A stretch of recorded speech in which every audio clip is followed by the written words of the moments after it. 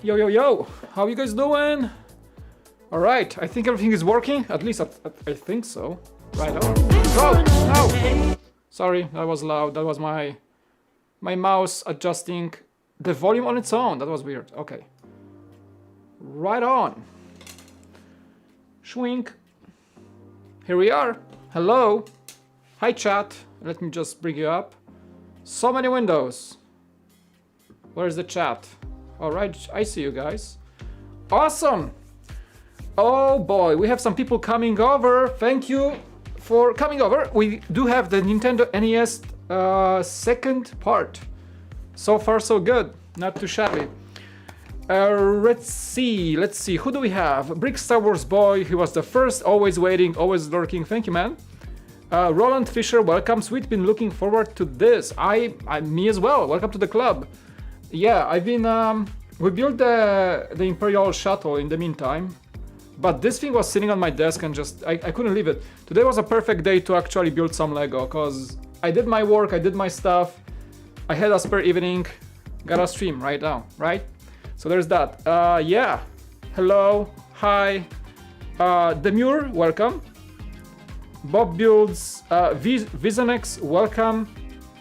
Twinception, evening, how you doing? Sean Technic Bricks, hello. Nathan, My Bricks and Me, welcome. Thank you for the message, by the way, on Instagram. I shall comply as soon as I can. I know it was you, thank you. I can join a little, yeah, I try to like bring it up, bring the stream up as soon as I can, so this is the soonest. It's 6:40 p.m. right now, 44. Glad to be here, yeah. Glad for you guys to be here. Just a quick update. I know some of you have not seen me build this. We built it a few days ago, started at least. This is 5 bags. This is where we at after 5 bags. So there's that. We got the secret level with the pipes. We've got the cartridge mechanism we're gonna finish. So today I'm going as far as I can. We'll see. We're gonna finish the console, start the controller, the TV.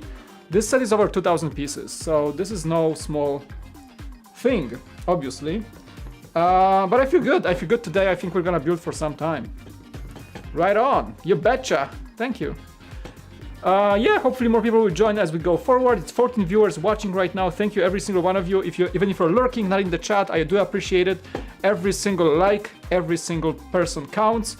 You guys can't imagine, by the way, how crazy it is, because I mean, my channel is on fire in a good way, which means that, can I just show you? I mean, you can look for yourself, but we've been gaining some subscribers. Things been good. 713 already. Like I checked this morning, was 711. So this is where we are. Oh, my cable. 7,000.13 subscribers. That's 7.13. That is you guys. And I'm not even uploading that much, so there must be something I'm doing right. Thank you. Big hype for everyone. Just watching. This one is. Thank you. This one is for you, like really. I wish I could upload more, but just with that, like we're getting somewhere. That's super awesome. That's my stream. Hey, hello, that's me. But this review, this small tiny set has 2,000 views. I don't think I ever, like, my reviews are getting more views lately, and I'm just like, what is happening? So thank you, really, like truly, and forever thank you for watching, for even being in the stream, lurking, because those numbers add up. You guys are watching in the background, listening to me. I know a lot of people, I do the same thing. I watch streamers and like things happen in the background, and I just give them the minutes, the numbers, and like YouTube sees that. And I can see more people coming to videos, and it goes back and forth and back and forth. So thank you, really, for everything. You guys are simply the best. Thank you. No, I'm not streaming on Twitch. Random stream hype. Yeah, I've been lurking in Brian's stream for a while today on Twitch, and I said I might stream today, so I did. #1 fan.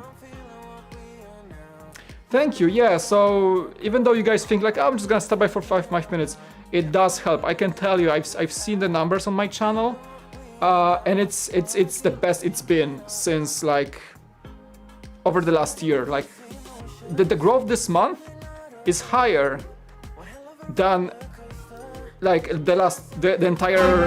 Hey, thank you for the super chat. Nathan Briggs, 125 Philippine pesos. Bravo, a little foxy, thank you. So month to month, it's been the highest I've seen. In 2020, I was pretty low on the numbers. Like it was kind of like a flat line. I was getting, you know, people were watching. That's amazing. But I've never seen like a tick up in growth month over month. And this time, like if I compare January to February and now to March, it's like, you know, it's going. So thank you. You guys are awesome. Let's get to building, shall we? Thank you so much for the super chat. That's what I'm saying. The support is amazing. Nathan Riggs not only being a member but also throwing super chats, super stickers my way. Bravo, bravo. Thank you. All right, shall we? Yes. Shall we get to the set? The bricks. I haven't been. I mean, I didn't build anything for 2 days because we did the shuttle on the weekend. It's good to be back. Bravo! Thank you. Ethan, welcome. Seaman Adventure, wrong title. As always, that's the usual. That's the usual thing. Yes, it says the Imperial Shuttle. Great job, Mike. Production, what are you doing? All right, let's fix the title real quick. See, if you didn't tell me, I would never fix it. Let me just fix it real quick. Boom.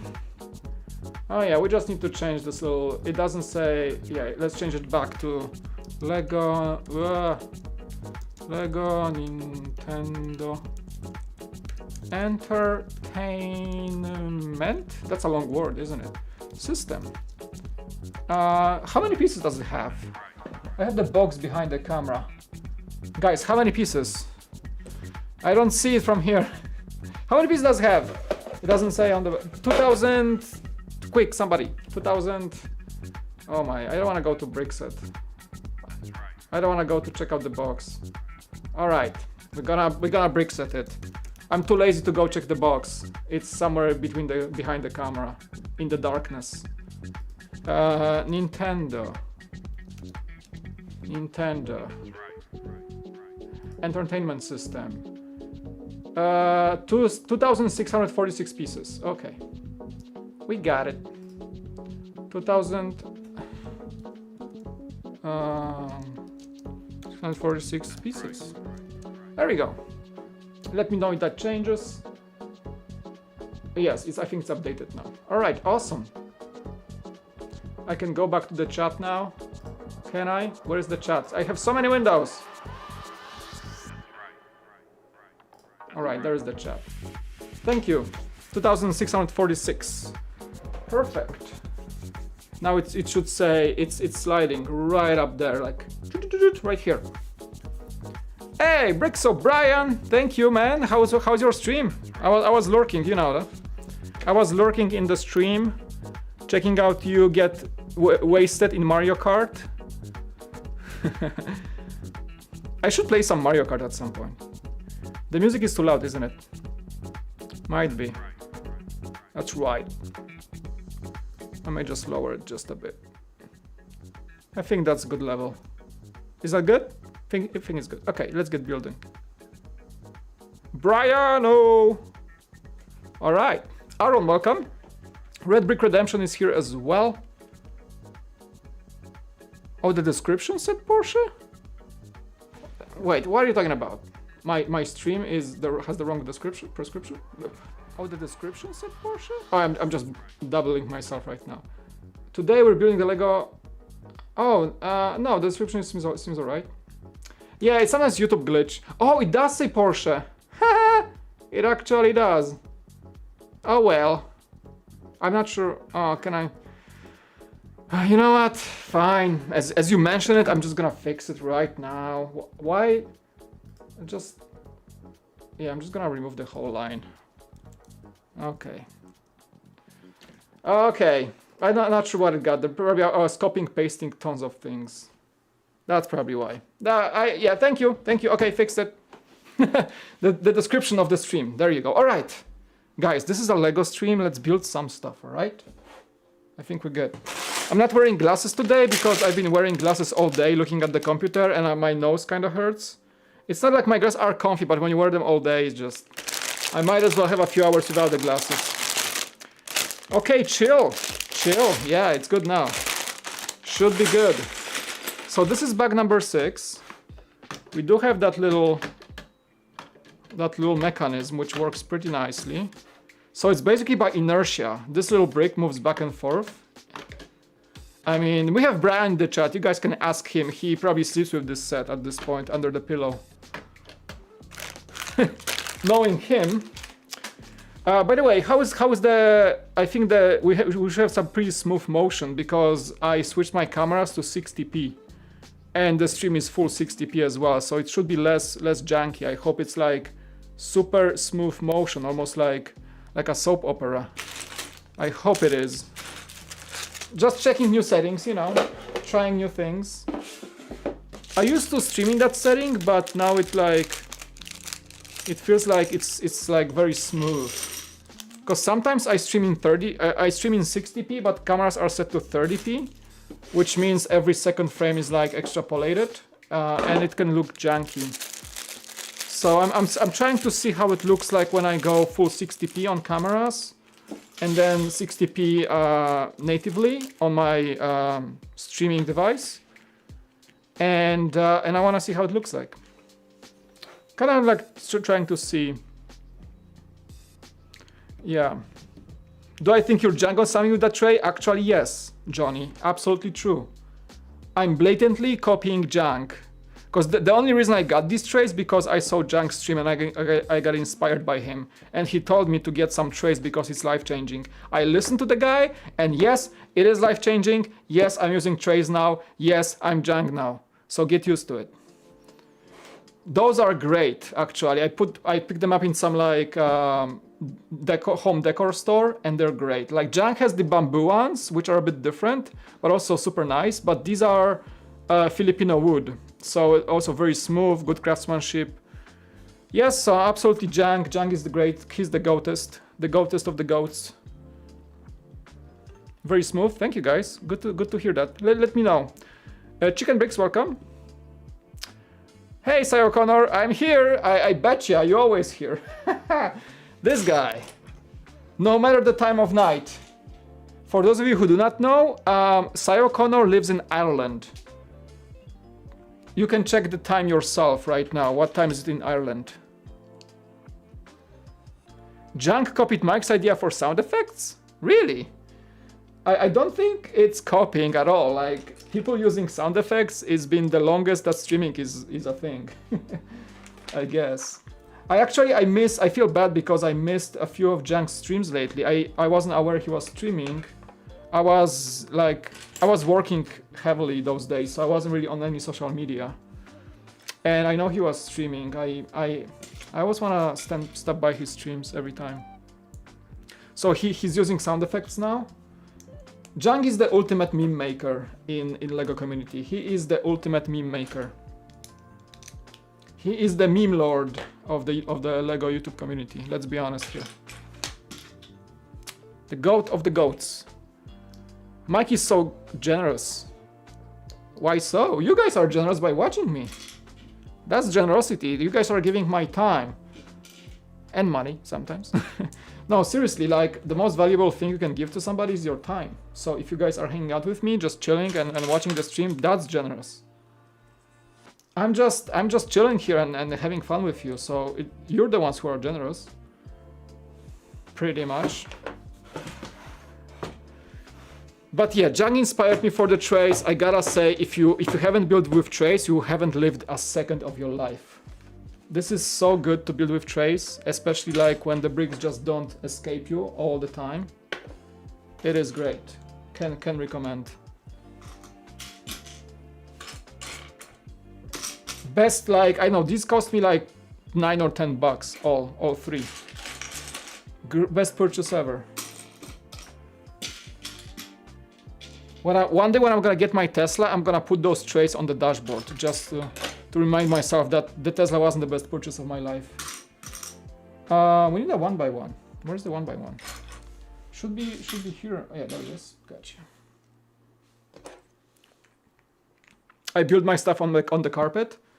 I tried, cause I do sometimes too, because when I'm with my kids and they build something, they have a carpet upstairs in their like play area, and yeah, we sometimes do it on the carpet. All the sorting and building, it feels like I need some good surface to work on usually, and even like when I'm building with my kids. Dedicated desk is the best way to go, I would say.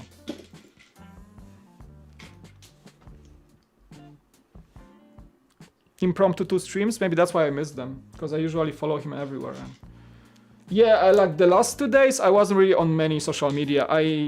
Like today I was lurking on Brian's stream for a second, and then yesterday I was on Beyond the Brick quarantine cast. Great stream, you should check it out.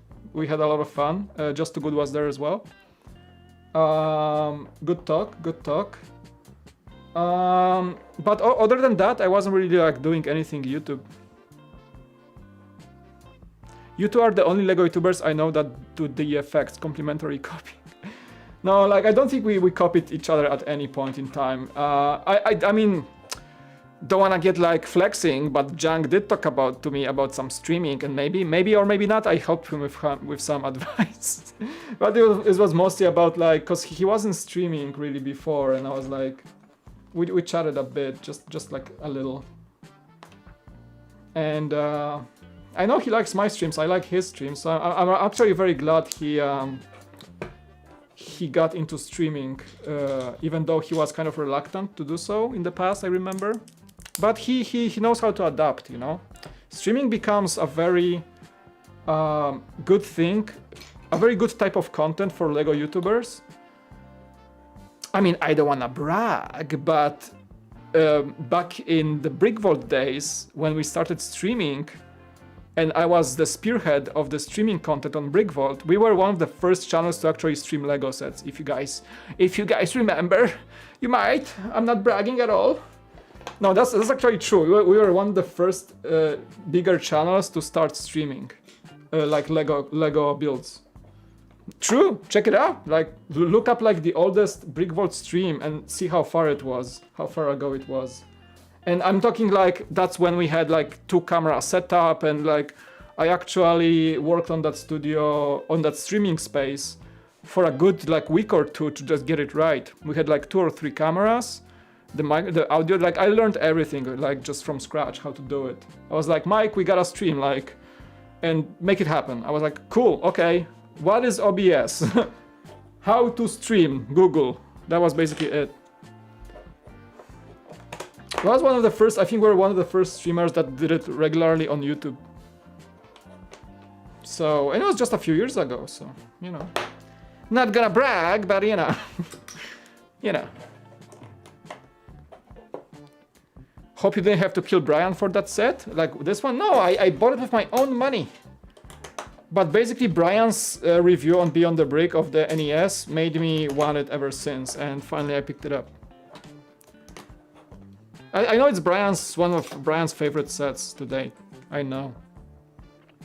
And it's for the good measure. I think this set, you know, gives good vibes to every collector out there. Like, even though if you, like, you know, I played on NES back in the day. I actually used the system, the original one. And I know Brian has the OG one as well, I think. So it's kind of cool for me as well. I like this track. I'm just gonna make it slightly. There you go. Hey Blocksmith, how you doing, man? I subscribed to you. I found your channel. There you go. Good luck with the content, man. Keep them coming. All right, we got a little wall here. I'm still young. Everybody's young at heart, you know. You know. No, I'm kind of jelly of people who are like in their teenage and kind of only getting into LEGO. There is so much ahead of you. Right on. You know, when I got into Lego in my like early 30s back again, after like being in the dark age for so many years, that felt kind of like, whoa, Lego can do all this stuff right now. And you know, it's a cool thing to see right now as the Lego is growing and Lego as a company. By the way, I think they announced today, probably Brian is right now like having a champagne or something, but they announced today that the Lego Super Mario starter set was the best-selling set of 2020. I'm not surprised, actually. I'm not surprised. Maybe I'm a bit surprised that it wasn't the 501st Battle Pack. But I think Lego told that the Super Mario starter pack was the best-selling set of 2020. I wonder like how it compares to the 501st, actually.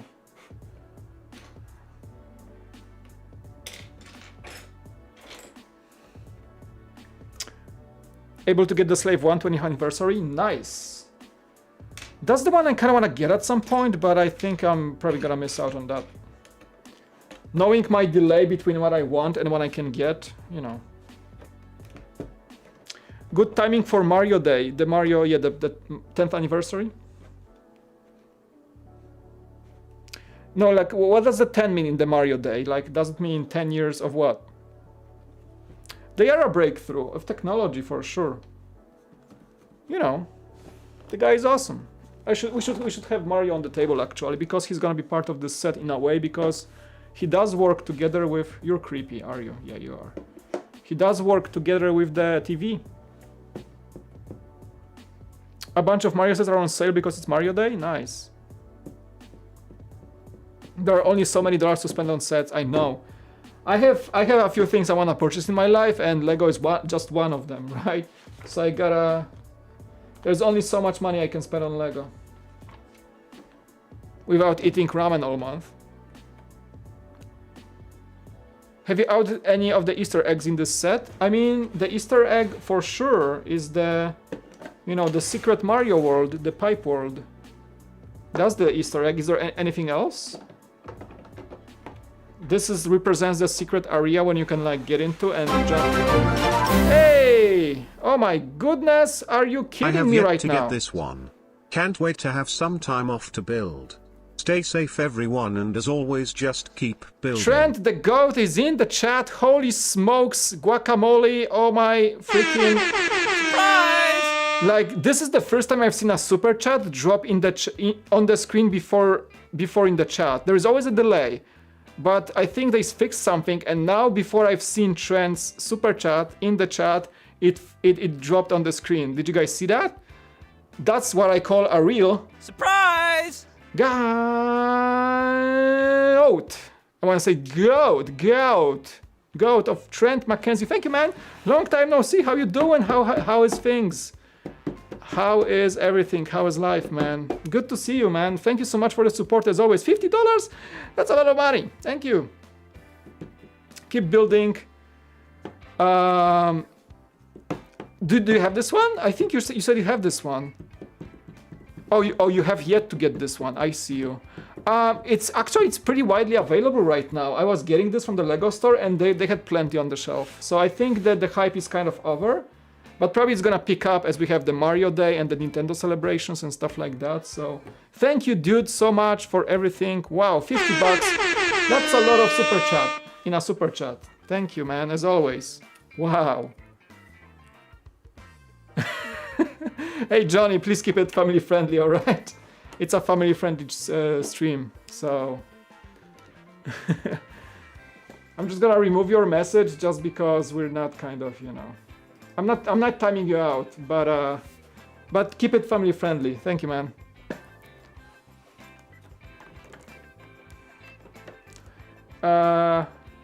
Yeah, wow, that's like wow, Trent. Thank you, man.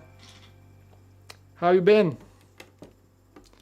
So talking, I think this is gonna pick up, especially when you know there's more things to come from Lego and Nintendo in the future.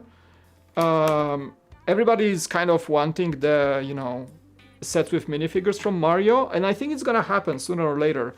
So this set maybe right now it's really available to get, but it might get harder over time. So Trent, if I were you, I would really get it. Right on.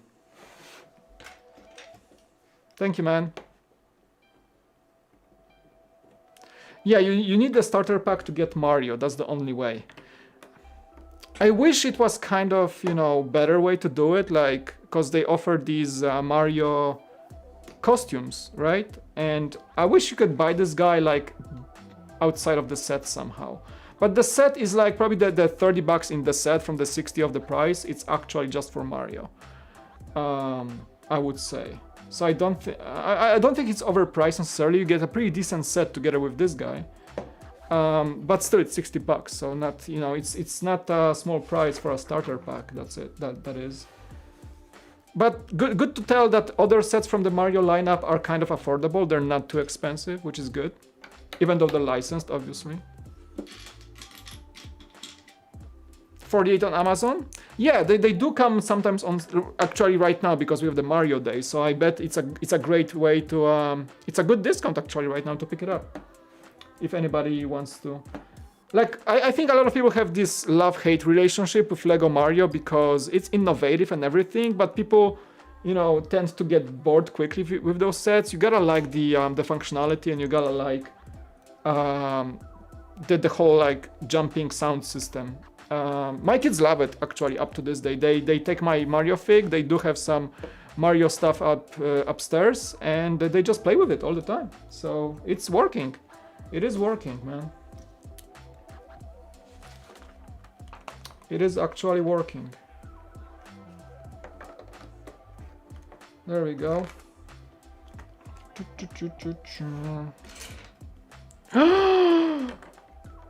Come on, Trent, don't do it, no! What a goat, what a guy. We are well and are staying safe. All of us are now fully vaccinated, and I have my first time off since the start of the pandemic. I am getting this set for my anniversary next week. Much love from my... Oh, it cut out. Not sure what. It was a long message. I think that... Hey, the English guy, I'm paying you to read the whole thing. Do not cut out, okay? Trent, that's awesome to hear. All of us are fully vaccinated. First time off since the start of pandemic. I'm getting this set for my anniversary next week. Happy anniversary! Happy early anniversary. Say my best wishes to you and your wife, man. And your kids. Much love from my family to yours and to this awesome community. Thank you. That's another 50? Are you kidding me? That's $100 super chat in one stream from you. You're amazing, dude. Thank you. Glad to hear that. My wife is vaccinated actually as well. She got her shot last week, and I think I'm gonna be able to get my shot soon because we're getting more shots in California. So my company is working with the local officials to get every employee vaccinated so that we can get back to the office soon, in a few weeks, maybe a month or two maybe. So I have a good chance of getting the vaccine as well, even though I'm not like in any of those like high risk groups or anything. That's awesome to hear. I mean, things are getting better in the US for sure. And for those of you who do not know, Trent is actually a healthcare worker. He works on the front line with COVID testing. So when he says he has his first time off since the pandemic began, that's a big deal, I would say, because this guy was working crazy through the hardest of the times. So happy for you, man. Like, I'm glad that you actually have time off, and treat yourself. Get this set. You're gonna have fun with it. Like, honestly, if I were you, I would get like 5 sets right away. How happy is Mike? Yeah, it's, you know, support from Trent is something I truly cherish, and from all of you guys. It's like, it's a good day overall today. So looking at the fact that you guys are supporting me continuously, like, obviously makes me happy and makes my day. Like, this is really great, because without that support I wouldn't be able to do what I do. Let's be honest here. Like, I would do it on a much smaller scale. Even though my channel is not big, it probably would be even smaller than it is. But you guys are making things happen, so there is that. And Lego always makes me happy anyway, so you know, thank you very much. So Trent, yo, big shout out. In terms of playability, Lego Super Mario is better than Lego Video. I do agree, actually. I don't know, I'm just not a big fan lately of anything Lego does with an app in mind. I mean, Lego Mario does have the, you know, you have to build the sets from the app actually because there is no paper instructions. But it doesn't require you, it's more like a physical fun with jumping and collecting and coins and all this stuff. So this is what Lego is supposedly the best about, right? Video mostly involves app functionality, so I don't really like it. As a parent, I would rather my kids to have less screen time than more screen time. Video implies more screen time, technically. Mario implies less screen time because, of course, if they want to build a new set, they would need to use an iPad, whatever. But when that's over, you play with Mario without any screen, except for whatever it's on the guy, right? That's it, which is good, That's what you want from a toy. You don't want the toy to like involve more screen time. And I think that's why video is gonna be hard to keep up, I guess. Thanks everyone, do one act of kindness and you can this week and just keep building. Exactly, be kind to each other. Especially like, you know, good news actually in the US, good news are coming, stimulus checks, vaccinations are happening, so it's a good thing. It's a good spring is coming, so yeah. What was the last set you got, Trent? Was here for you, Mike. Good vibes, always loving these streams, can't wait for future. Thanks, man, always, dude. Thanks for being here always as well, like Star Wars boy. You're like everywhere. I know you were in Brian's stream this afternoon, and now you're here. Like, dude, when do you sleep? Thank you, man. All right. Let's see. I think we got it. Okay, we got a 1x2. So we're building the walls of the console. Just gotta pay a bit of attention here. You guys are really distracting me today in a very good way. Hidden Side is great. Hidden Side is nice. I like the sets quite a lot. I like the sets even without the app, honestly. It's just, I think it's just a good line of sets overall. Good looking sets, fun minifigures, everything that Lego has to offer is in Hidden Side. I don't see why you wouldn't like the theme. I think the app, I treat the Hidden Side app as just like a cherry on top. It's just like an addition to me. We're celebrating it. This is Pepsi. Like, I don't drink Pepsi very often.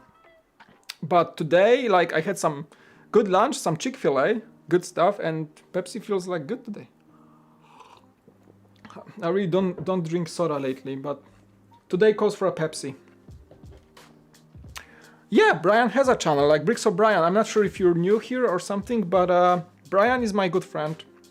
He's a very avid community member. He is part of the Beyond the Brick. He has a channel called Bricks O'Brien. I always shout him out because he's a great guy. He's in the chat probably just lurking right now, doing something more productive than me, which is building Lego. It's not productive, it's just fun. Let's be honest. Yeah, but Brian does all sorts of things. He does gaming, and he does Lego on Beyond the Brick. And occasionally on his channel as well. A great guy. You may know him. His name is Troy McClure, and you may know him from the channel of the past, Brick Show. He was actually part of the Brick Show in the past. Great dude overall, but don't tell that to him because he's gonna get too complacent and he's gonna think he's the best. He already thinks he's the best Lego creator out there. Like, this guy has no shame. By the way. Brian's the man. Yeah. He's, as we called him on the last Beyond the Brick stream, we called him the heat shield of Beyond the Brick because he takes all the flag that anybody may throw our way for any reason.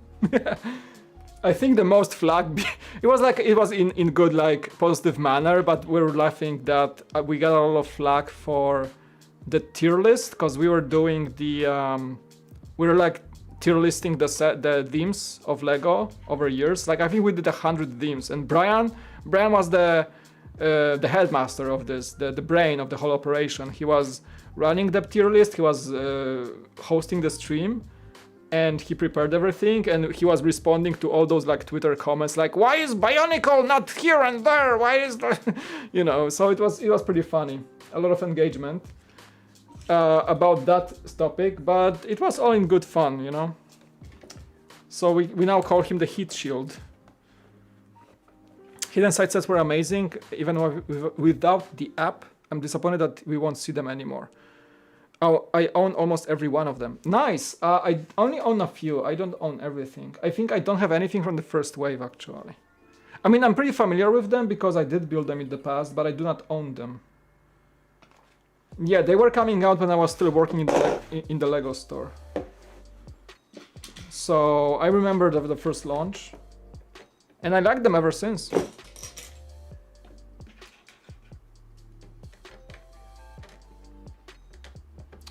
Yeah.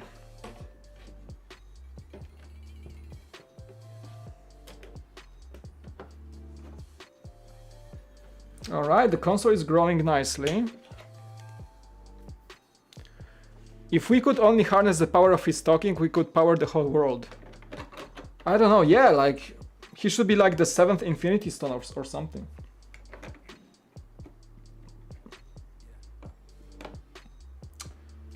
Okay, is that correct? Is it, yeah, I think this leaves a little gap on this side. Hey, 805 Traveler, how you doing, man? The Brick Show were the true OGs. I remember meeting them at an event in Philadelphia. Yeah, the Brick Show, like, they were big before I even joined the community through Brick Vault. And yeah, I remember, you know, when they were shut down, that was a big news in the community, and like, yeah, we were bummed pretty much. Yeah, it was a big deal.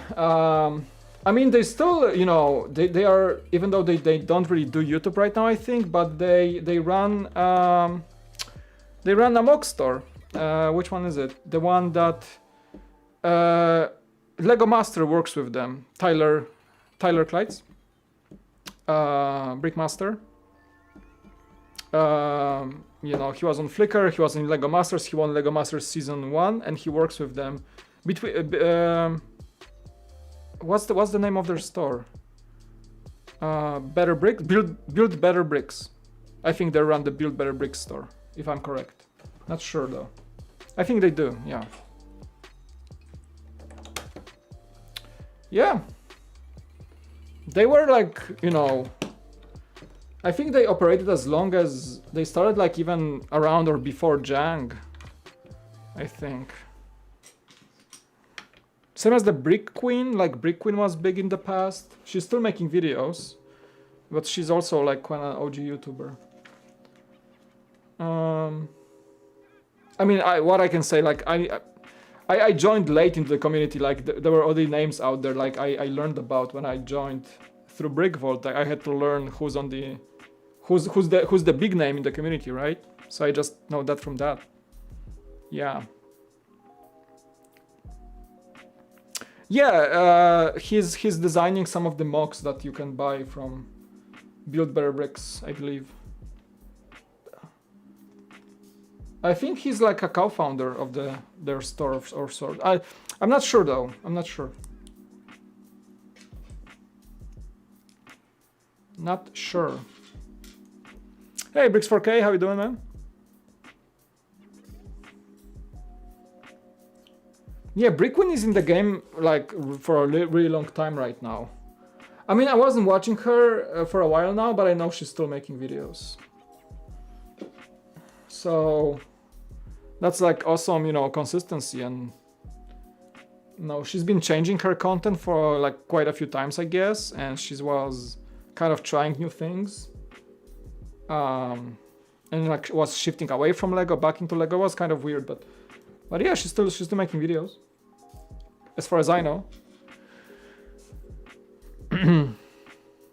Yeah, because Jang was actually Jang came from, I think, the RC community, because he was into RC stuff before Lego. Jang actually worked in the toy industry. That's like his background.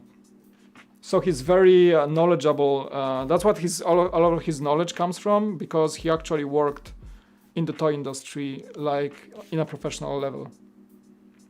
So 100% like his passion comes through his work as well in the past.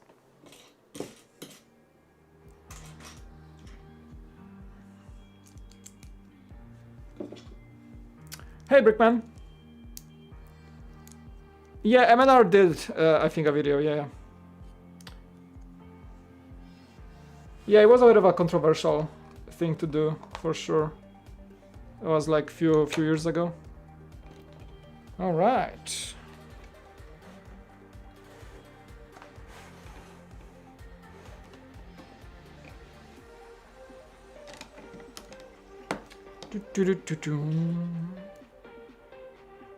He reviewed kitchen knives? Really? I don't know. I don't know Jang's history very well, actually. I mostly know him from his Lego content. But as I was watching him over the years, I just knew like a few mentions of his past in his video life, making videos, you know, over different things. But yeah, I mostly know that he was into like Halo a bit, because he also reviews, or used to review at least, other companies like that are not Lego, like, you know, Halo sets from what, Mega Bloks or Mega Constructs. And I know that he used to be in the RC community quite a bit.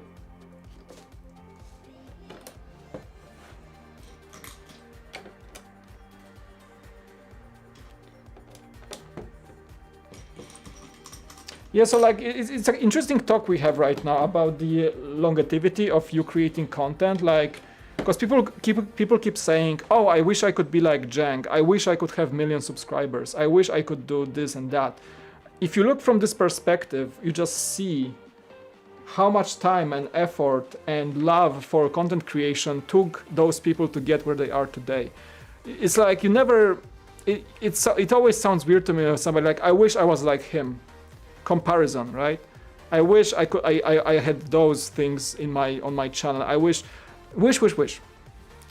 You can talk about MNR and Jang and anybody that's like a long-term YouTuber. They worked their butt off to get there over many years. Like MNR, he was in the game for more than 10 years now. Jang as well, even more. And you know, you can say you wish you were there, but these guys worked for this. And you know, YouTube growth is kind of exponential, so you can start slow, like very slow.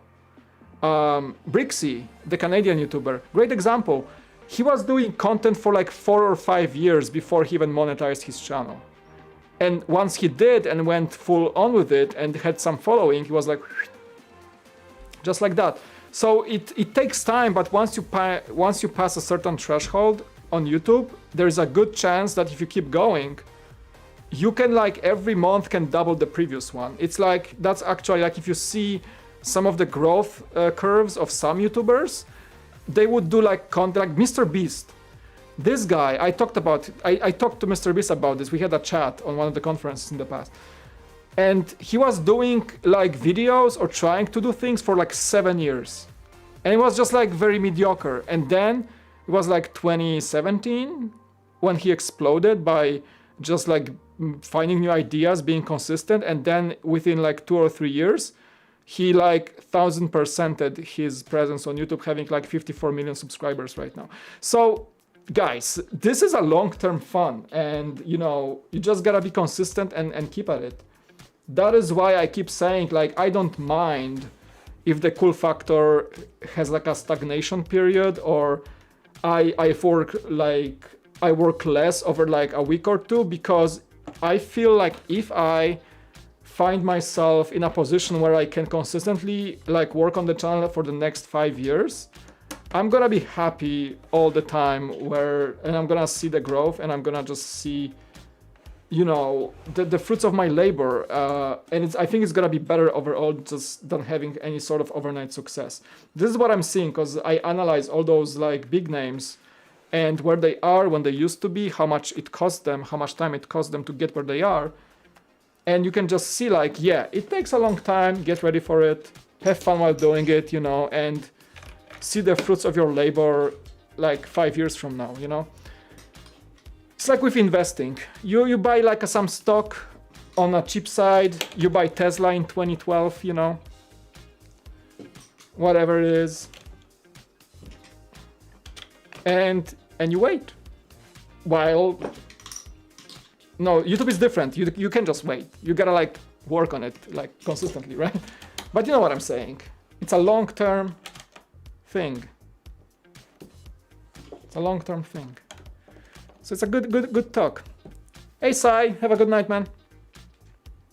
Yeah, and look at go to socialblade.com and look at Brixie's growth. Look where he like really started going off to the moon. Just look at it.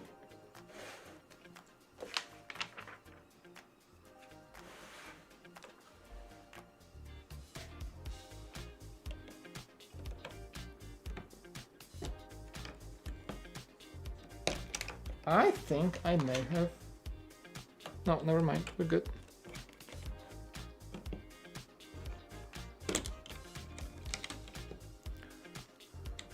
Yeah, the ranking was epic. Yeah, glad you liked it. The tier list was fun. Yeah, how many videos did they make? Like, MNR is approaching like 3,000 videos or something. Junk the same. Junk has like 2,000 or 3,000 as well. Took me 3 years to get 5K. See? Zion, welcome by the way. You upload 3 times a year? Really? I kinda wanna see your channel now. Welcome to chat. 3 years, 5,000 subscribers, and only 3 videos a year? What? I wanna see your videos. Shoot me, please, can you shoot me a message on my Instagram? Like, right now, I'm gonna check later, and send me a link to your channel, please. Because I can't click on you right now, it's impossible on a YouTube stream, on a chat. I wanna see, like, how do you upload 3 times a year and still get 5,000 subs? That's actually very impressive, I would say. That is, like, I'm not even joking, that's actually impressive. Because YouTube likes consistency, and like 3 times a year seems like pretty rare uploads, and you still get... That's awesome. I make art. I bet, like, I wanna see your art. Like, shoot me a message on Instagram and link your channel, please. I like to discover new stuff. Yeah, you can, my handles are, you can see like right here, this big bar on the top of the screen. It's right there on my, usually Instagram is the best way to reach me. DM, my DMs are open, as I say. All right, yo, bag number 7, let's get it.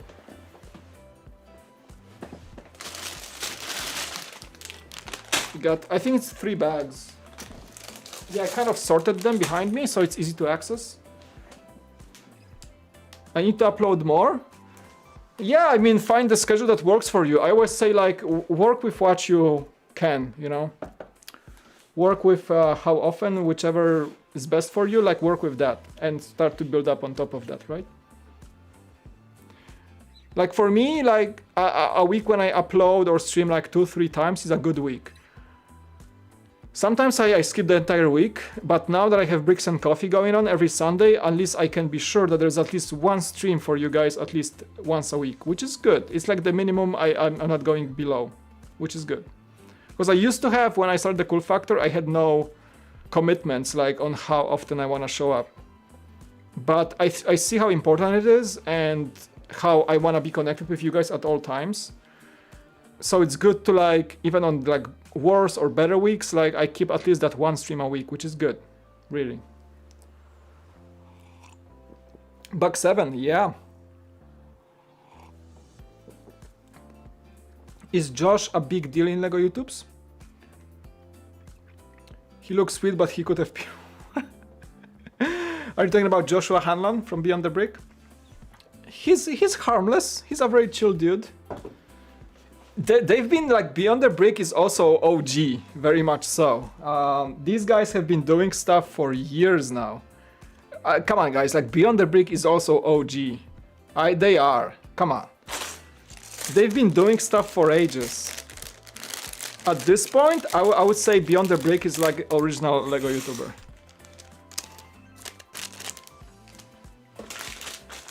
They were the first true channel that were actually, you know, going to conventions and documenting it, doing the actual like coverage, I think.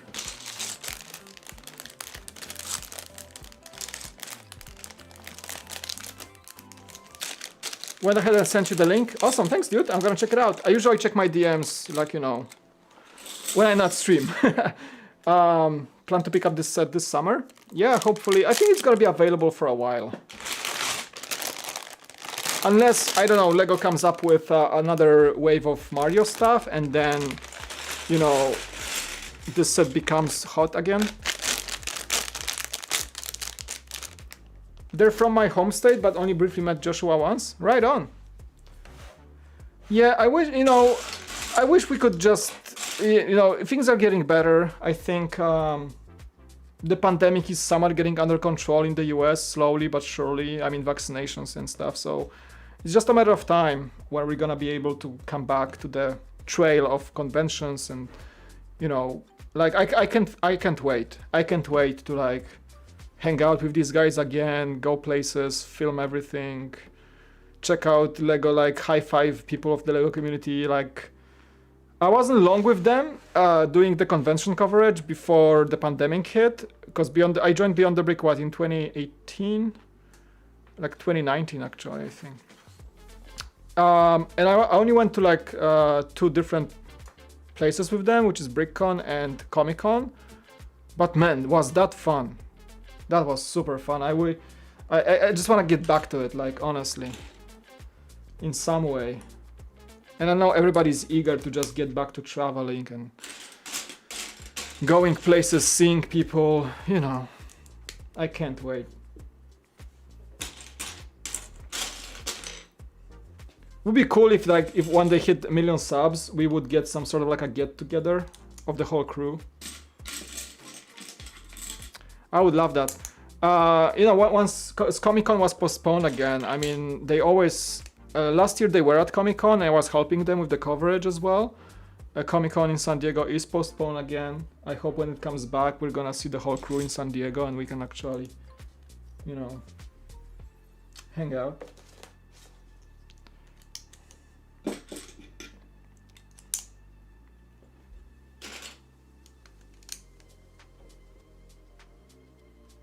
Yeah, I think they shifted nicely to the streams. The quarantine cast has been, it was a slow start, I think, because they were not used to streaming on YouTube in the past. You know, most of their content was about conventions and some LEGO products, because they are part of the LAN network. But streaming was, I think, a new thing for them once the pandemic hit. So even though the quarantine cast started pretty slowly, just this last episode we had like 100-something average viewers. So, you know, it's been going and it's people flock in, which is nice. We used to have like 20, 30, 40 viewers in the past, and then now it's like 100. So it's nice. You would be shocked. My school is not letting students not wear masks anymore. What? Which state are you in? I heard some stupid decisions from Texas. That's what I heard. Now in California, schools are not open mostly. Masks are required everywhere at all times.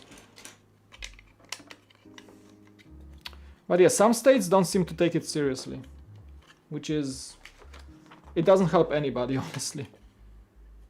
What we all need to do is just wear those masks for a few more months, meticulously clean your hands, keep your distance, stay safe, get used to it for a few more months.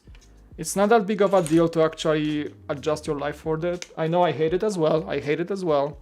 It's not normal, I know. But we're talking about getting everybody's lives better. Again. Texas. Oh, sorry to hear that, man. I mean, I heard many good things about Texas, but that decision to lift all restrictions is utter stupid. It's absolutely stupid. I'm not sure what they're thinking. I'm so sorry, man. Like, what's the big deal? Just it's not that big of an inconvenience to keep wearing that mask, you know, that mask. It's not that big of a deal. But it's gonna make it harder for everybody else who's trying to obey. Anyway, I'm lurking. Thanks, man, as always, dude. Do I get any neck pain from building Lego? You know what? I used to. I did. I do slouch sometimes, like, because I work a lot. I work at the computer a lot, so posture is important. Like when you like work like this, you're gonna get back pains, and I used to have that. But ever since I got a chair like this, high back chair with a lumbar support, my back pain is gone.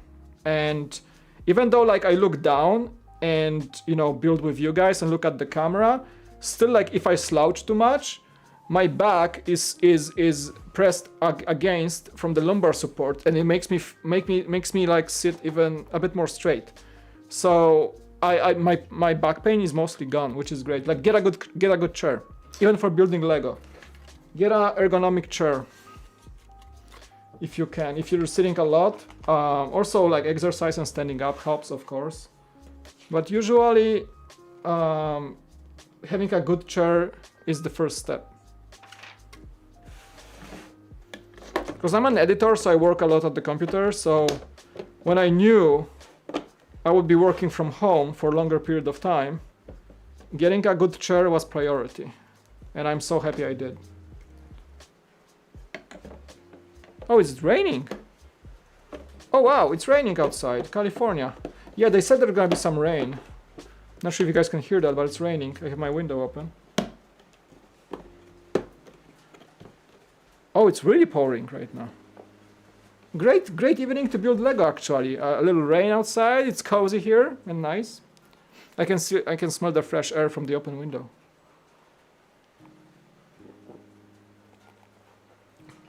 Yeah, hands can hurt.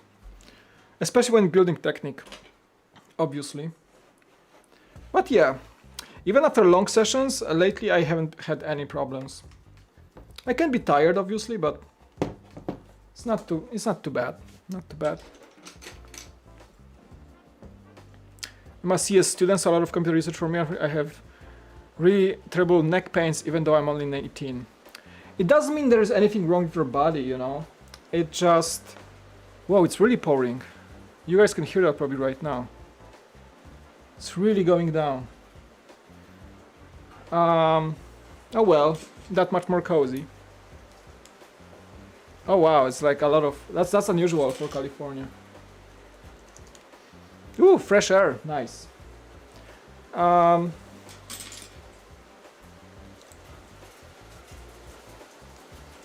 Oh, you can hear it now probably a lot.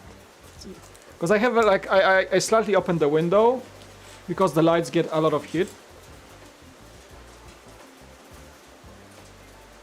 Hand stretches, you're just stretching, you know. Oh, that's a print, by the way. Just stretching, taking breaks. But yeah, your neck pain might be just from bad posture, or like bad chair, or things like that. Usually exercise helps with that. Just exercise and stretch more, you know. And usually you're gonna get better. Your back will thank you.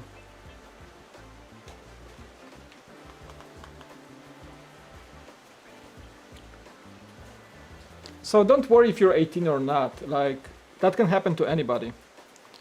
It's just like, you know, you don't have to be a old boomer to have back pain. It comes from all different things.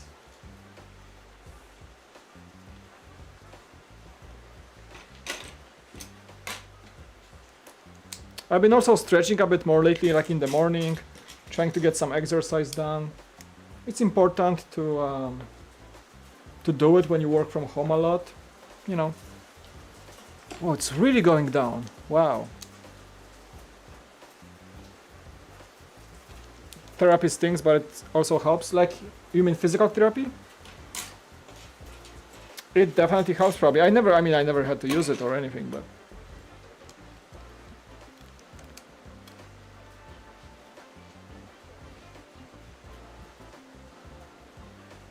Yeah, see you soon.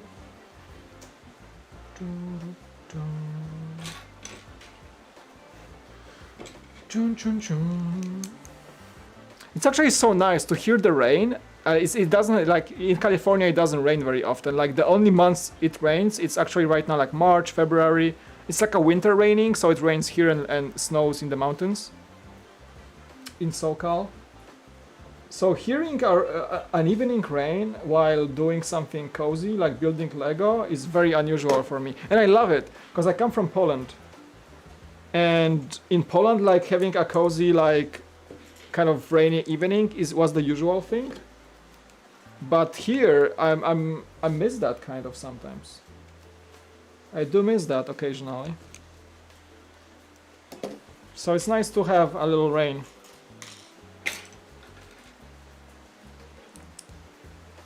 My review on this set so far: super cozy build, super chill. Doesn't bother that it's blocky at all because I know it's a classic 80s device. Good looking, solid, I mean chunk, you know. I mean, I'm gonna love it when I get to the TV. Wow, it's... Whoa. Are you guys bothered with the rain sound? I can close the window. Because probably the microphone will catch it at some point. If you're not, like, I can keep it open. But if you're bothered with the white noise in the background, I can close the window. Let me know. I don't think this microphone catches the... Because it's behind the microphone, so I don't think it's sounding that bad. It's a directional microphone, anyway. Because my window is about, like, I don't know, 10 inches open, and the rain is hitting my windowsill. Like, really heavily right now. And there's an AC unit outside, just outside my window, because we have AC outside in the garden. And you can see the rain tapping off the metal enclosure of the AC unit. That's what I hear. And I love the smell right now, because it's this like storm smell, like fresh, wet air kind of smell. You guys know what I'm talking about? It's really... I like the smell. Alrighty then, alrighty, righty, where is that?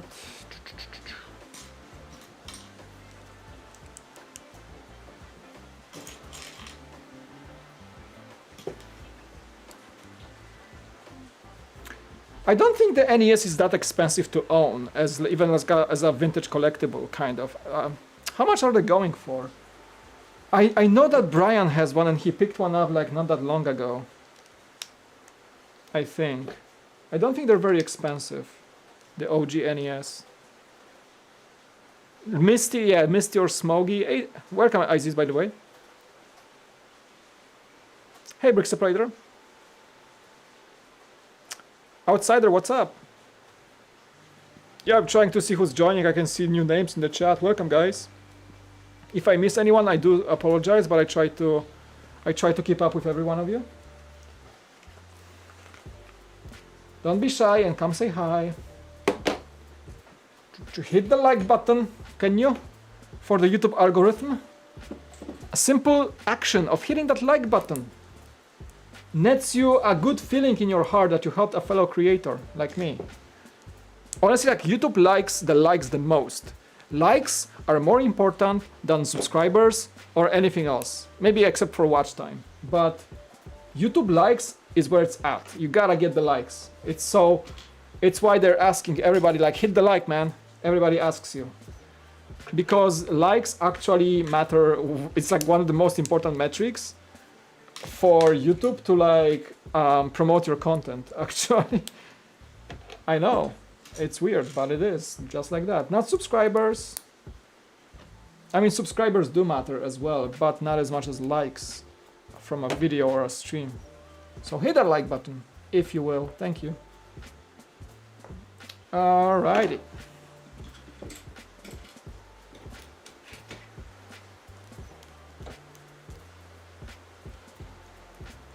Hey, Andrew.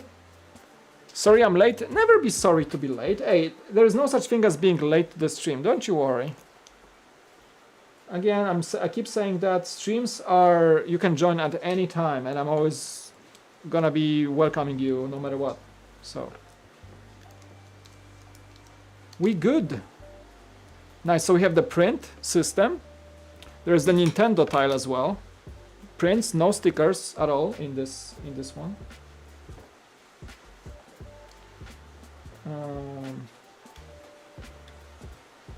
Wait, this way. And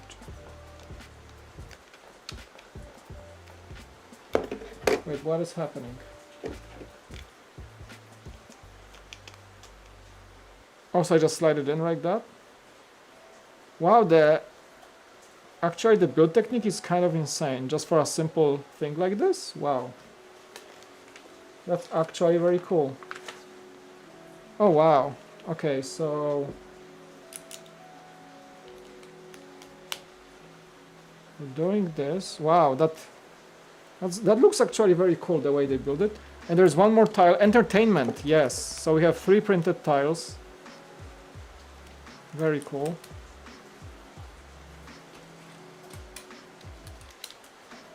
"23 likes, hype, yeah, can we get it to 30? Can we get it to 30? There we go. Hello, welcome. Oh, Roland, you were here before, I thought you were new. Take care, stay safe and hydrated. I shall. Today I'm drinking a bit of a Pepsi, so not very healthy, but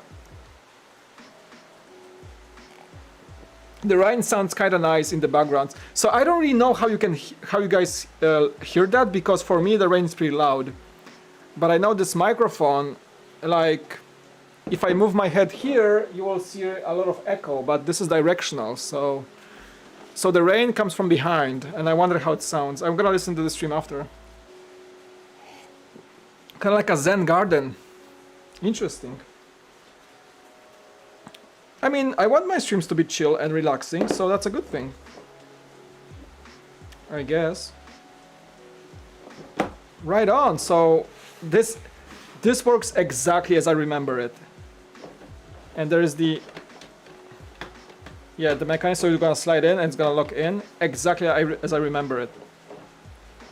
I bet my cousin that used to have one of these and I used to play on, I bet he still has it somewhere in the attic or somewhere, or in the basement. I bet, because they moved back from the US to Poland and they live in Poland for 20 years now. But I bet he brought it with him. I 100%. I gotta ask him. I'm gonna ask him if he still has it.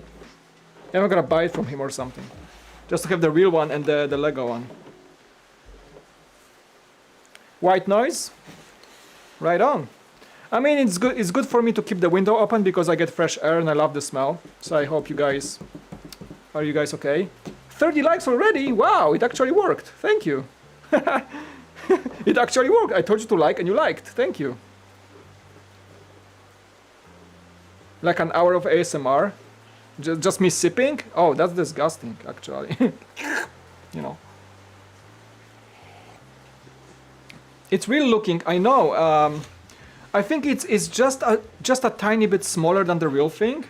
Actually, I'm gonna redirect you to Brian's review on Beyond the Brick, because he actually compared it. He got the real thing, and he did a comparison. It was either on Beyond the Brick or on his own channel, so I'm not sure where, but he did upload a comparison review showing the size difference, the functionality between the real NES and the Lego one.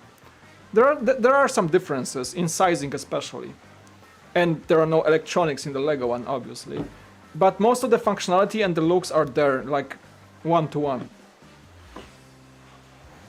I know, blow the cartridge and just insert. Yeah. Alright, so I think the console is done that way. Right on. So it looks really good. We're gonna... Yeah, I mean, it's just a box, but come on, it looks so awesome. Alright, we're gonna go and get... What's next? The cartridge is the next build, so it's gonna get that real quick and see how it... Let's get the cartridge building. Yeah, that thing is called the cartridge.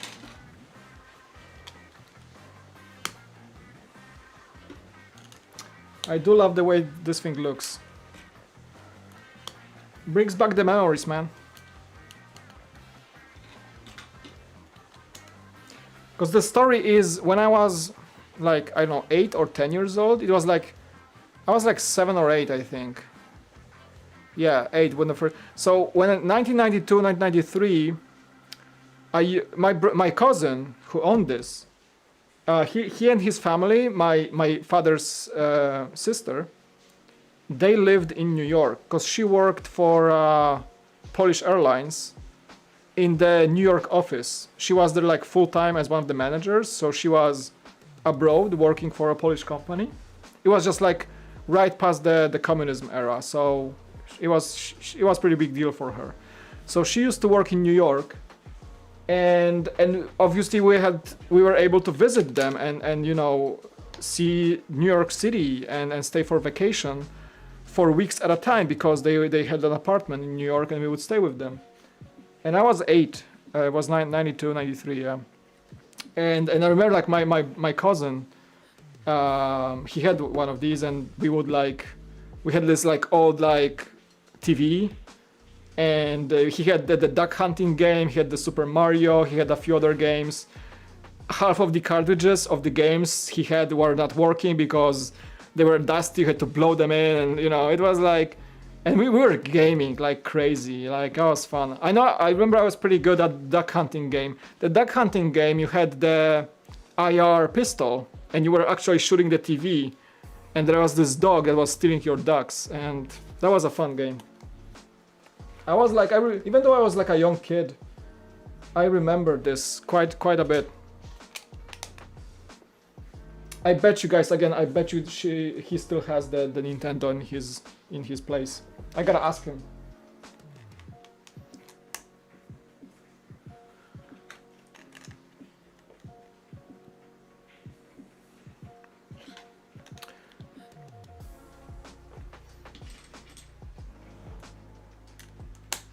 That was fun. That was a lot of fun. Chun, chun, chun, chun, chun, chun.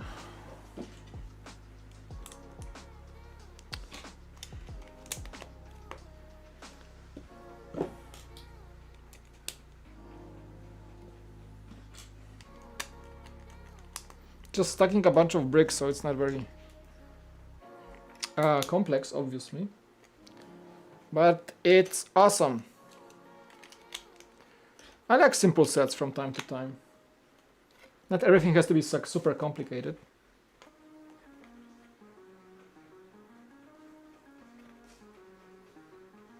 Oh wait, I missed some. There's some here. Extra bricks here as well. There we go. One more here. Cause it's all gray, so I gotta pay attention. I didn't miss anything. Okay, and now we flip it. There we go. Boom.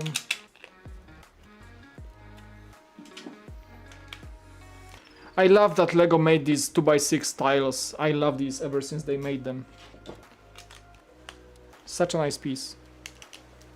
How much longer am I gonna stream? I'm not sure. What time is it? We're gonna go for a while. It's almost 8 p.m. Probably until 10 p.m. Maybe 2 more hours, maybe maximum. Yeah. Right now it's 8 p.m. for me almost in California. Just 5 minutes till 8. So I'm guessing. I feel like 2 more hours is good. We'll see how far we can go. Kinda wanna see how far I can get.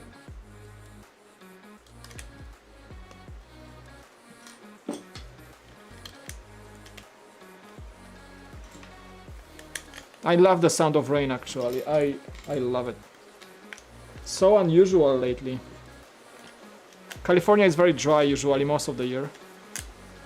It's changing because now it's raining more. Yeah, we have a kind of a winter storm setup.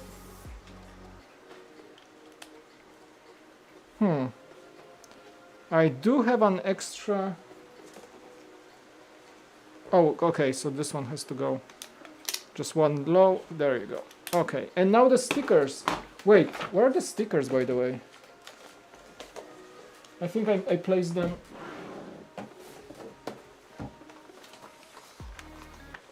Where did I place the stickers? Oh, there you go. In the other manual, because there are 2 manuals. I'm keeping the other one in the drawer. 34 actually. Right on. Thank you, man. Okay. Gonna get back to the... Okay, so we have the OG, and my cousin had the exact same cartridge with the exact same graphic. We had the OG Super Mario Bros. Yes, exactly same game. No, I gotta make it right. I mean, the original stickers were crooked anyway. On the cartridge, I remember.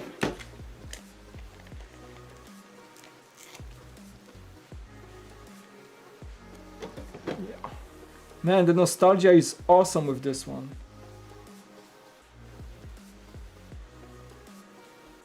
I gotta ask him if he still has the console and the cartridge of the old game cartridges. All right, let's see how it goes in. Let's see. Right on. You guys don't understand. For that's how you know, like you wanna play game on the Nintendo. You go, no dust, connection port, everything good, right?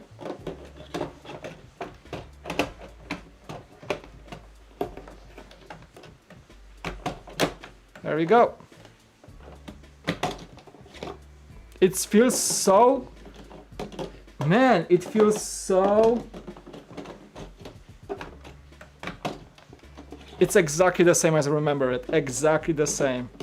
You gotta align it, slide it in, lock it in, close. It's like they nailed it. I can tell you guys, they nailed it. The way it works, it's exactly the same as in the real thing. I mean, my memory can be like a bit, foggy, but I remember the exact same motion. Yep, that's awesome. This is so cool. This is amazing. So easy, so yet so awesome. Okay, now we're gonna do the pad. Yep. That's bag number 8, everyone. So we're making some progress. That's number 8. Yep, that's exactly how I remember it. That's exactly how it worked. The real thing, the real deal.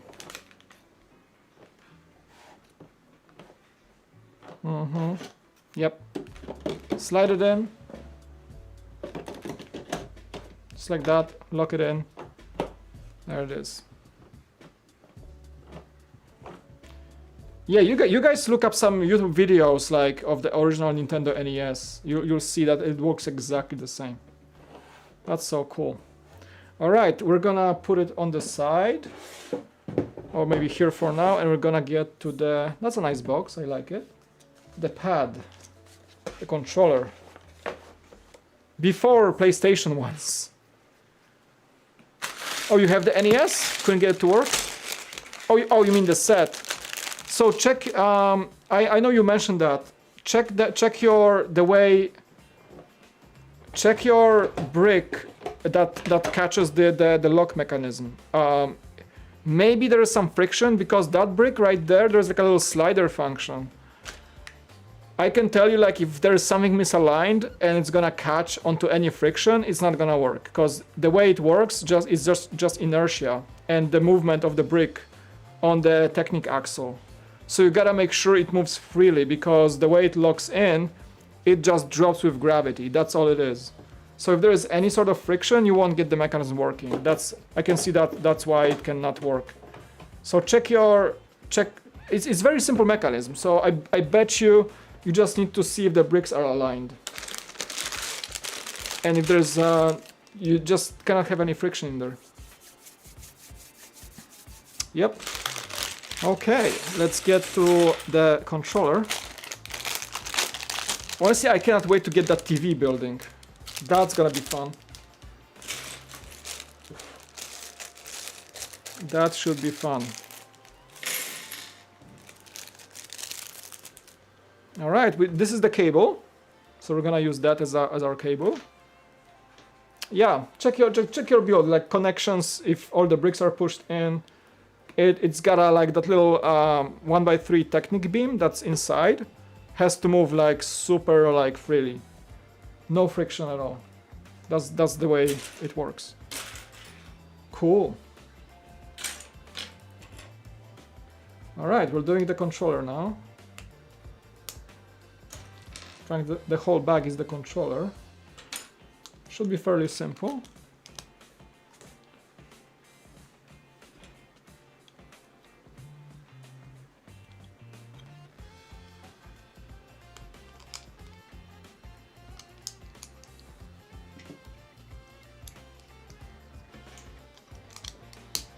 BRB, awesome dude. Is the music good? Isn't it too quiet? For me, it might be too quiet. I'm just gonna bump it up just a bit. Just a little bit. Maybe like a notch. Should be good. Lego Atari from Lego. Atari from Lego, yeah. I used to have the old consoles I had. I didn't have the Atari. I had the Commodore 64.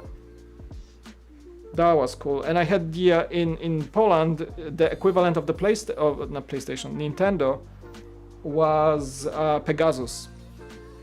Pegasus was like the same kind of system, almost like a knockoff. It also had cartridges, but the cartridges were not engaged like this. They had like a slot on the top. You were just like loading like a magazine to a rifle or something, just on the top. But they had the same issues. You had to like blow the dust out, make sure the connection is right. I think a lot of Nintendo games were on the same system.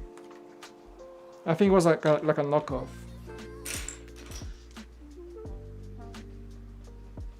Yeah. Good times, man. I mean, it's a nostalgic set. Like, we're gonna talk about nostalgia in this stream, obviously.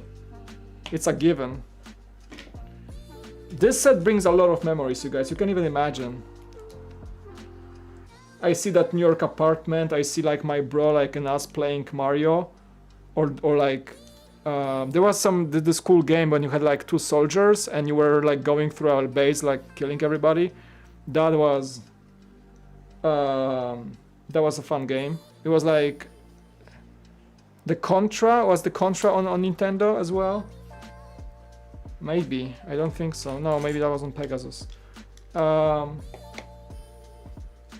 there were some other games that were as much fun. Oops, that's one brick too much. I don't need that one right now.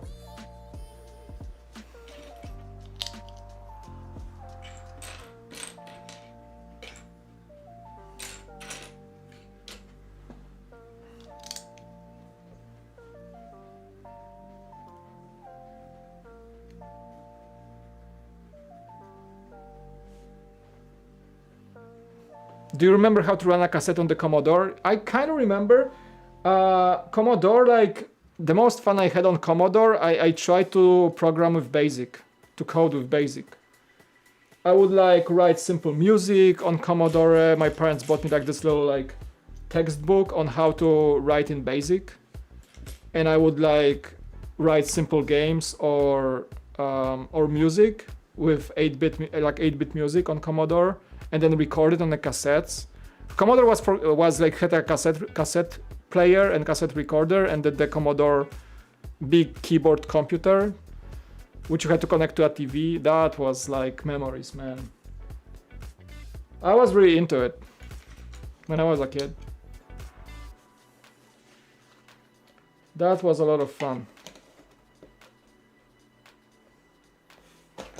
Yeah, some boomers in the chat. I see everybody remembers Commodore 64. Nice.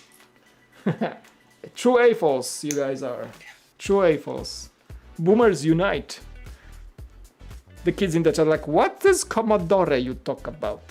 Hey Shy Time, how you doing, man? Long time no see. Thanks for stopping by, dude. How are things for you, man? How is stuff? All right, we got the cable. So it goes through here. And then we gotta secure it.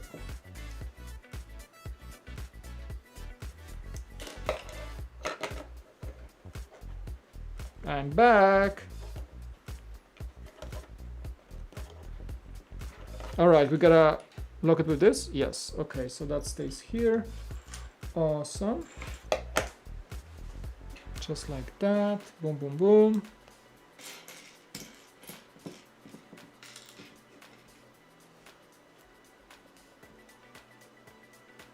Did you have Ultron or California games? I do not recall, no. I don't like, this is the Commodore time of my life was way below, I think it was before this even, like, I don't know, I was a small kid. I was like 6 or 7 years old and I was already like reading that crazy book on code. I vaguely remember this, but I know I was doing this. That was crazy. I don't remember what games I had back then. Pitfall, that's the game I remember. Pitfall. I had a few, yeah, there were a few games there. Man. I bet like my parents still have that Commodore somewhere, I bet you. I think it's still somewhere in my parents' attic or something. I don't think they ever thrown it out. I think that's what got me into computers. Before even I got my first PC. Hey Soul, how you doing, man? Welcome. Playing Pong on Atari. Yeah, I used to play Pong as well. Yeah, it's good evening so far. We had some insane support in the stream today. Definitely good time. Good fun. Building set I've been waiting to build for a few days now. Coming back to it, that is.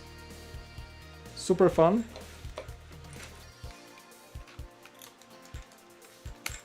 Right on, okay.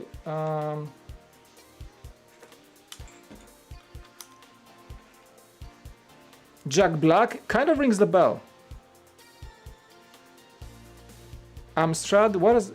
I also rings the bell, the name Amstrad. What is an Amstrad? What was it? Love this chat. This chat is awesome, I know. Greatest people come to the chat here on the Call Factor. Only the best. The goats. True boomers.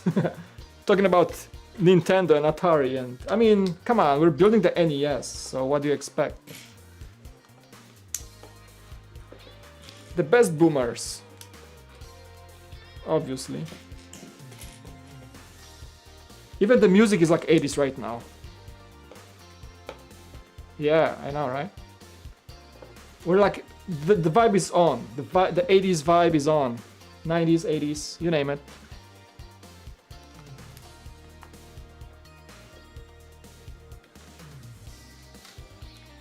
A British computer company. Okay, so I'm not familiar with that.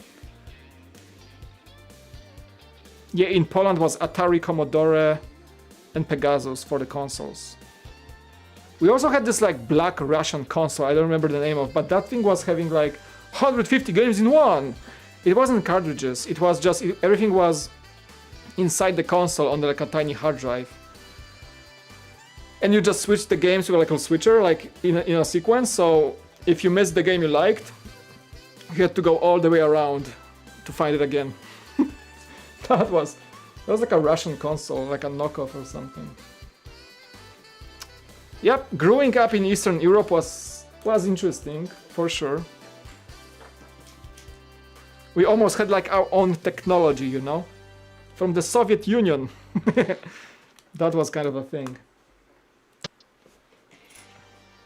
Still, fun days.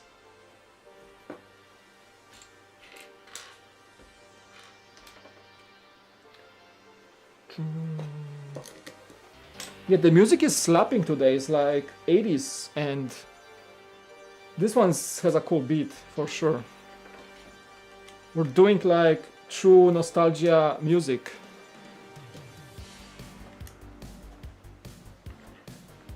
Yeah.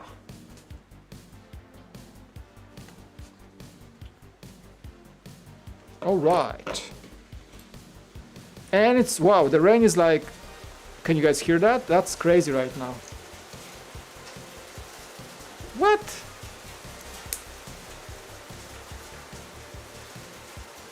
Is this like snow? Because we used to have rain and snow like 2 weeks ago in SoCal, can you imagine? That's how crazy it got. Oh, it's going down right now, again. Mike, I might be able to get Ninjago City Gardens in June or July instead of the day after Christmas. Nice!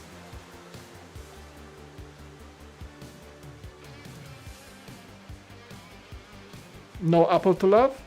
No, we never had apple in Poland. That was like way too luxurious.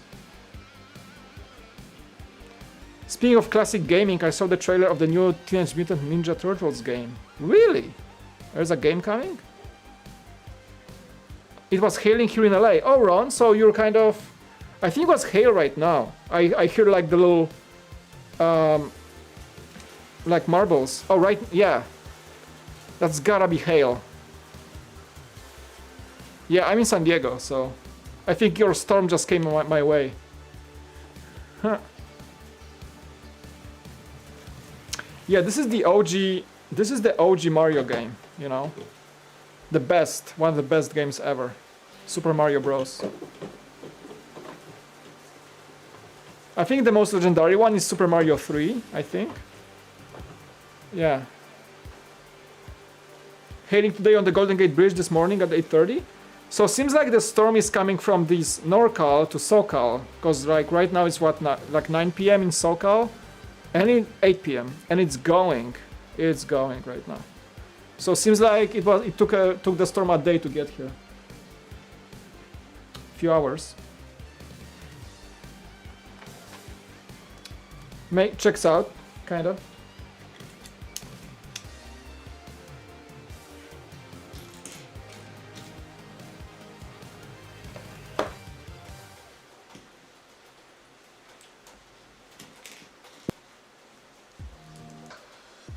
Jimmy Woo's was great at Super Mario Bros. 3. Hey Vladimir, how you doing, man? I have schoolwork needs to be done. Hey, thanks for coming over, stopping by. I always appreciate you, man. Thanks so much. Love ya.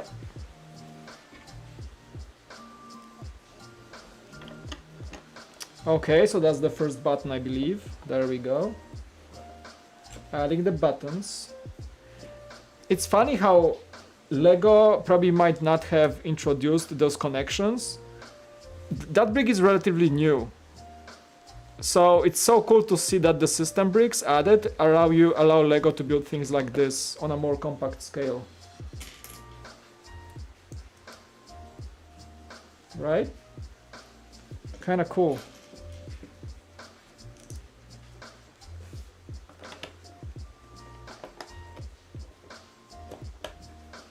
Okay, the A-B buttons. Oh, I remember, like...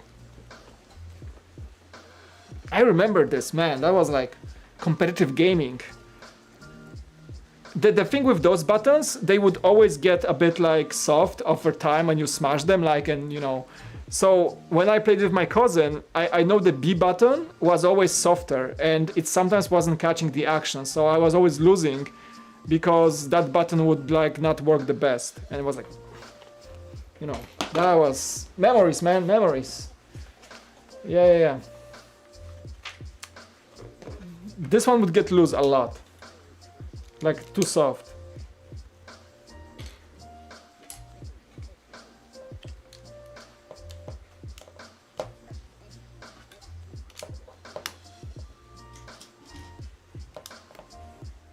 Oh, wrong one.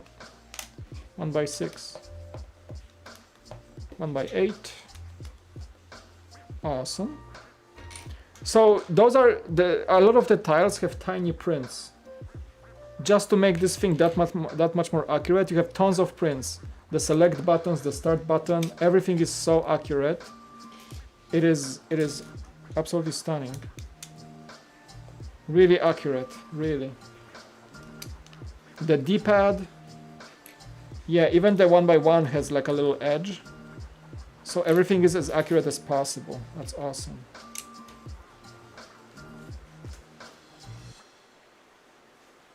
This is nice.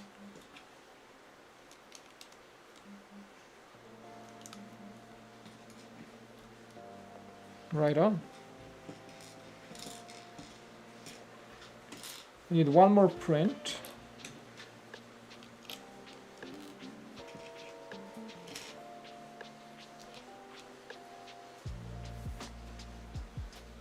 Button looks dead. Yeah, I wish they had some, like, I know, like, it would be crazy to think about, but it would be so cool if Lego added some sort of like a cushion under so you can actually press it.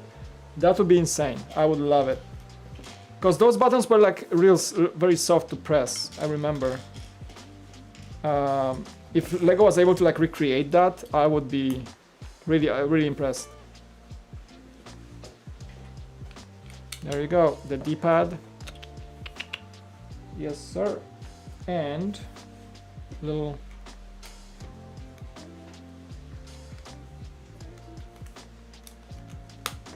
yeah, it's so accurate. I think it's actually a bit smaller than the OG. Yeah, I think it's slightly smaller. That's how it feels, at least. Yeah. Also, the A button is on the right, actually. Yeah, this one always got lost.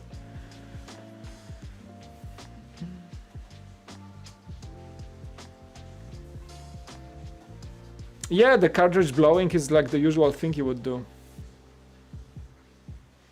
Pretty much. It looks realistic, I know. Especially like if I remember NES only. Last time I've seen the NES is, you know, 20 years ago.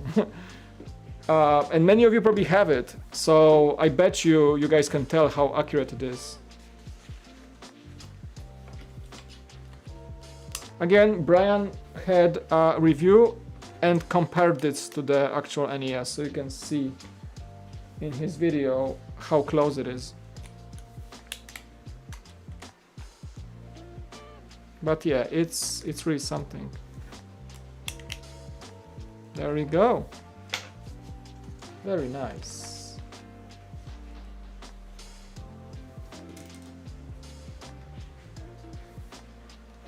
Oh, that's the extra. The D-pad or directional pad,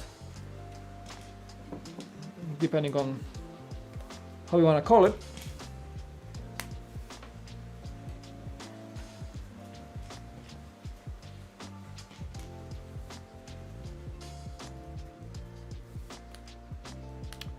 The select button. Yeah, the original select and start buttons were a bit different, slightly different. They were longer, more like a rubbery rectangle, and this feels more like, it feels smaller than the OG one. Yeah, I remember those were bigger. So I think that's the only difference, and size difference is just a bit there too. Connection port.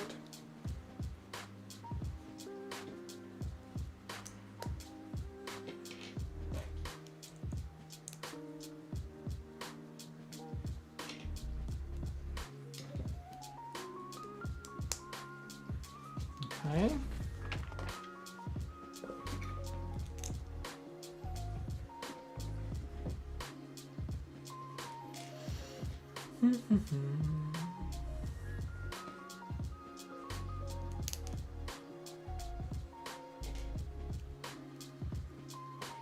Okay, I think the rest is just extras. Yes.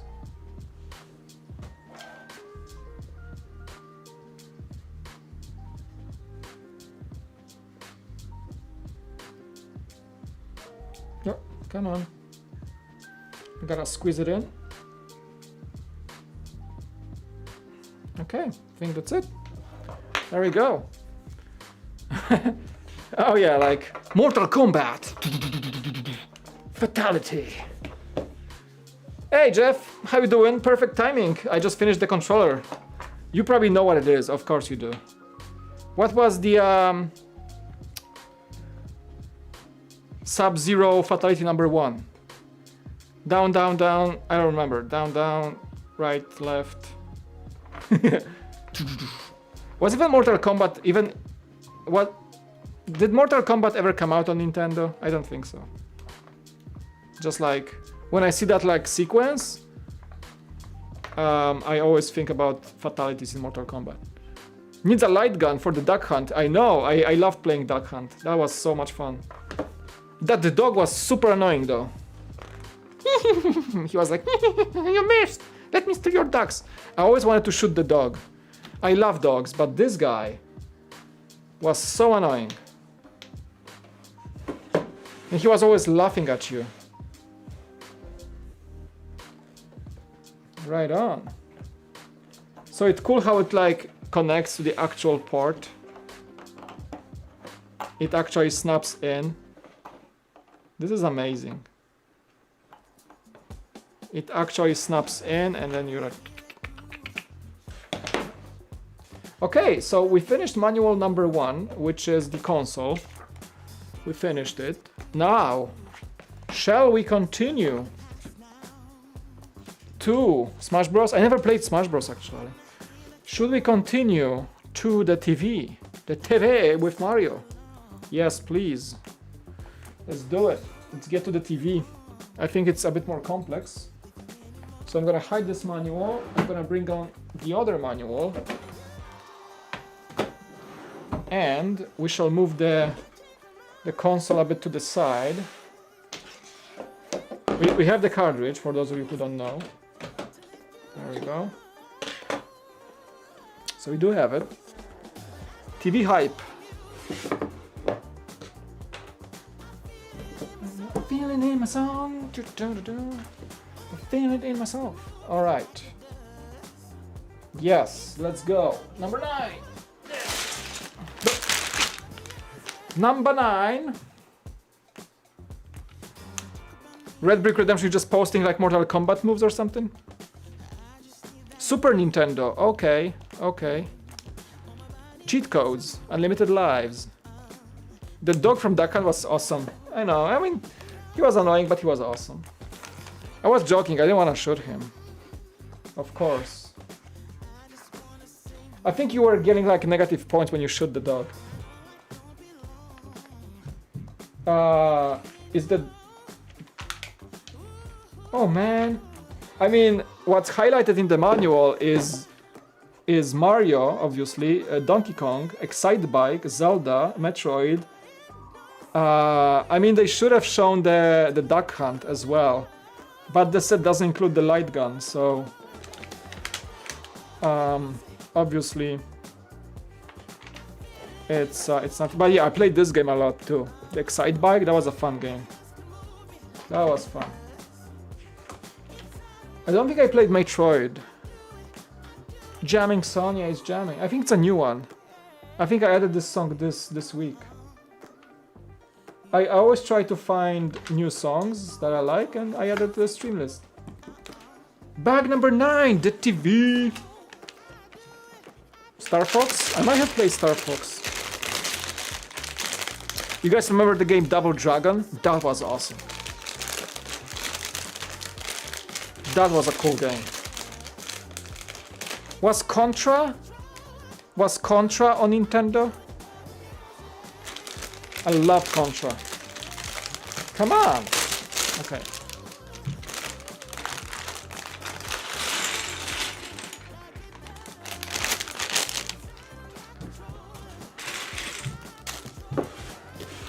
Oh, I know the game I loved, Double Barrel.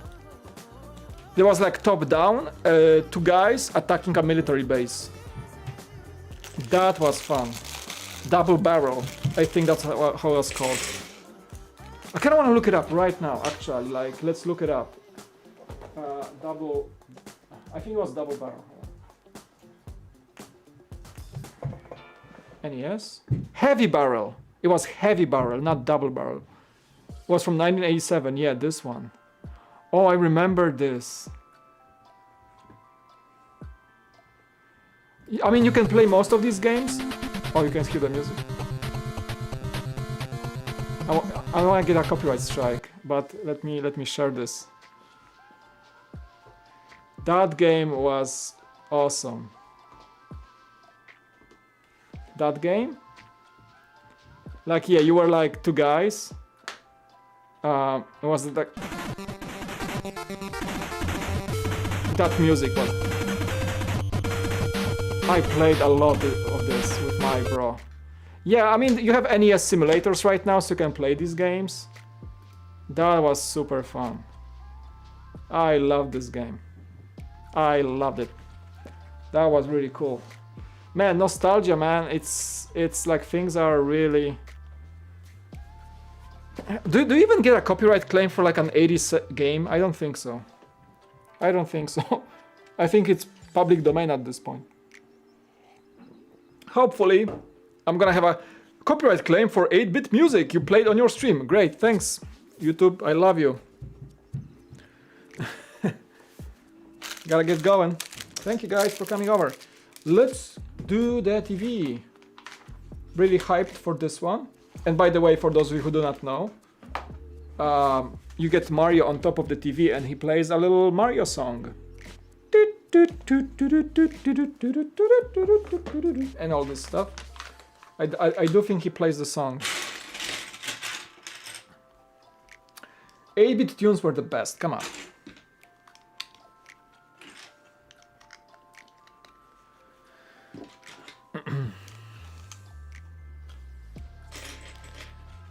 I'm kind of hyped to build this thing.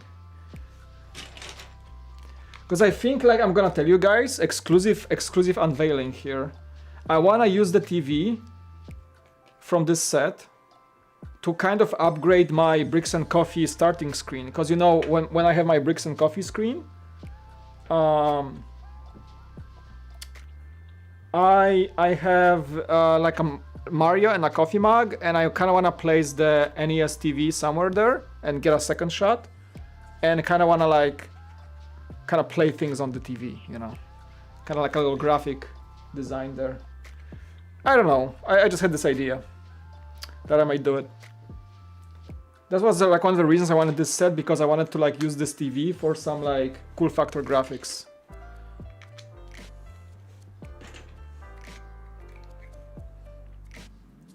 Dig Dug? I don't think so. It's made of wood, I know. I mean, you know, I'm so old, I remember those TVs, actually. Maybe I didn't have the wooden one, but I remember those old CRT TVs. That's what I played on when I had my Commodore. Like kind of similar technology. That was high tech back then. Anything in color was high tech. Boulder Dash! I loved Boulder Dash. That was the jam. Absolutely, yes. I love this game. That thing was difficult. Oh man! You hit me right in the eye with that nostalgia. Boulder Dash. It was like you were a guy, like you were digging tunnels, top-down view, and you were like, you had to collect diamonds, and when you were, it was like a top-down, but like more like a up and down, so gravity was working towards the bottom of the screen, so you were under a rock, more than like 2 squares below, and the rock would kill you. So you had to like navigate in a way, like dig the dirt in a way that you would like not lock yourself in or collect all the diamonds. And there were like monsters hidden in some caves. I love this game. I love this game. It was so difficult for a kid like me, but I love this game, absolutely. That was the jam, man. Boulder Dash. You guys kind of hitting the right notes, because I kind of remember all those games now. Just need like a little push to remind myself what I used to play as a kid. I am old, yes. I'm a true boomer. I'm in my 30s, not 40s yet, but close. Yep, welcome to my world. Trying to dissipate the midlife crisis by building more Lego. That's where we were at. Now I just need my sports car now. You know, when you get to this age, you gotta get that sports car at some point.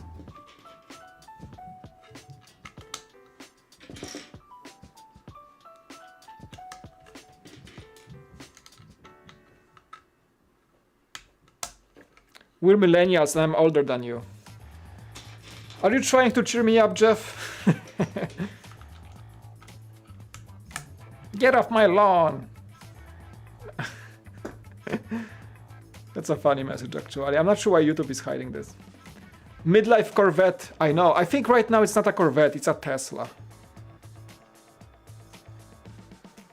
I think like the priorities have changed. Like Corvette is like the old like midlife crisis car. I think right now it's a Tesla, maybe a Porsche still. I don't know.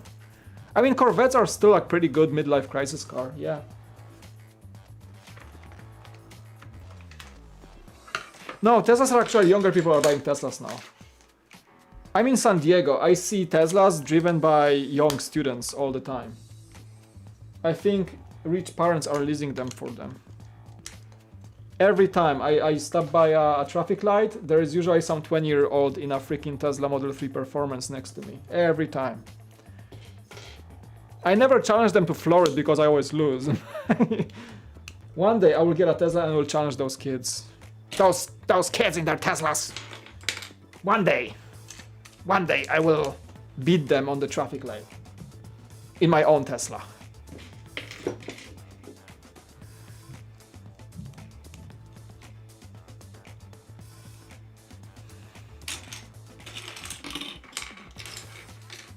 No, honestly, like a Tesla can beat any car probably on the street when it comes to acceleration. That's the whole shtick. So many times I see those guys pulling up in their like Camaros or like Corvettes and trying to challenge a Tesla. It's pretty much impossible.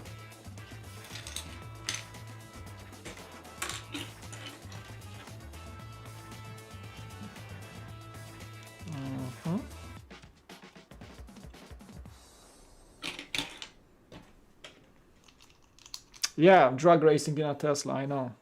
I mean, Teslas are quick for acceleration, but you know, you can beat them in top speed for sure. Like, obviously, if you have like a V8, powerful V8 supercar or like V12, you know, a Tesla will beat probably a Lambo in terms of acceleration, but like probably quarter mile or like a drag race, a Lambo will win most likely because Teslas are only so good at getting fast, but top speed, you know, you will lose. I mean, let's wait for the Tesla Roadster, that is, you know? Then we can talk. That thing is gonna blow everything into bits. The Roadster.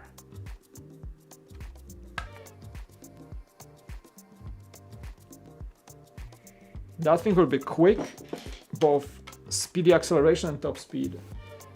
I think they're aiming for like 250 miles per hour.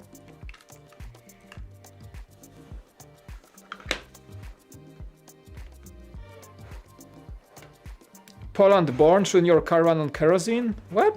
What are you talking about? Poland is not like Russia, okay? We don't need rocket fuel to run our cars. We're not Russia. We don't have bears on the streets either. Tesla Roadster, like the 2.0. Not the old one though. The one that's coming is the true midlife crisis car. Put it in H. Yeah. I think that the like rocket fuel in cars was like a Russian joke, kind of.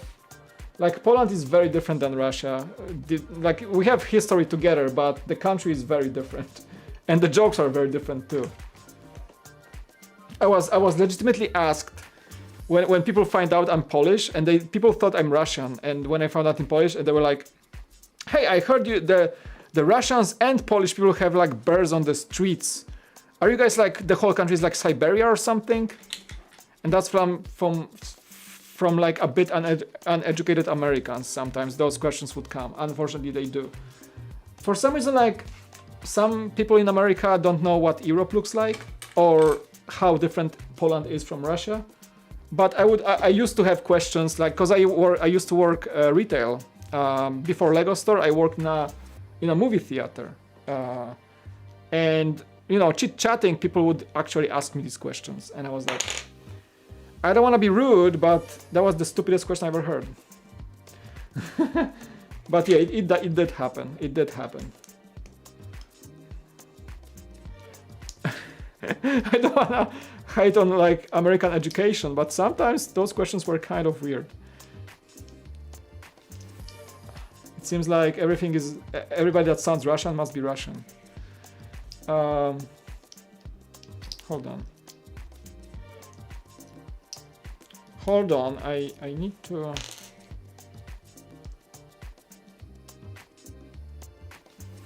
Doesn't matter how deep it goes? No, I don't... Okay, we're good. No worries. Thoughts on the Winnie the Pooh set? I like it. Yeah, we talked about it on Bricks and Coffee. I think I'm gonna get it. I think I'm reserving my monies and space for it. Yes, I think we're gonna get it and build it on the launch day. We'll see. I don't know really, but I like it. I like it enough. That I think it's a good buy. Plus, I do have some VIP points to burn, so might as well, right? I think so. There is nothing really significant coming soon announced yet. There might be some announcements soon, but seems like the Winnie set is the good contender to pick up shortly. It's coming out like what, 18th of March for VIPs.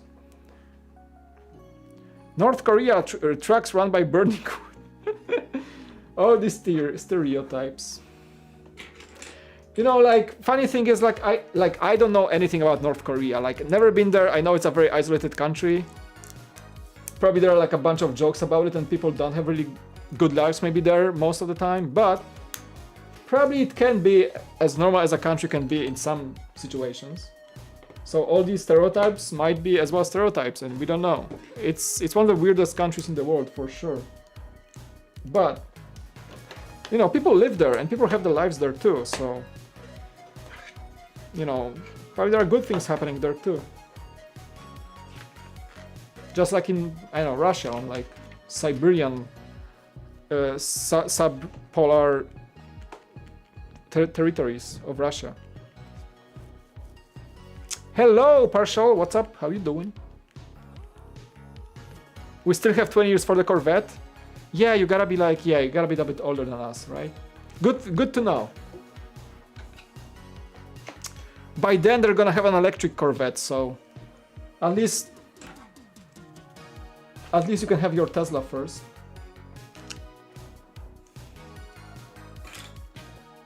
Yeah, I think everything's gonna be electric by like 20 years from now. Everybody will be electric. Or some other form of power that's not petrol or gasoline for cars. California wants to ban new sales of internal combustion engine cars by 2030 or 2035. At least in California, that's what's happening. So you won't be able to buy any new non-electric car in, 10, 15 years from now. Which is, I guess that's where we headed, I guess.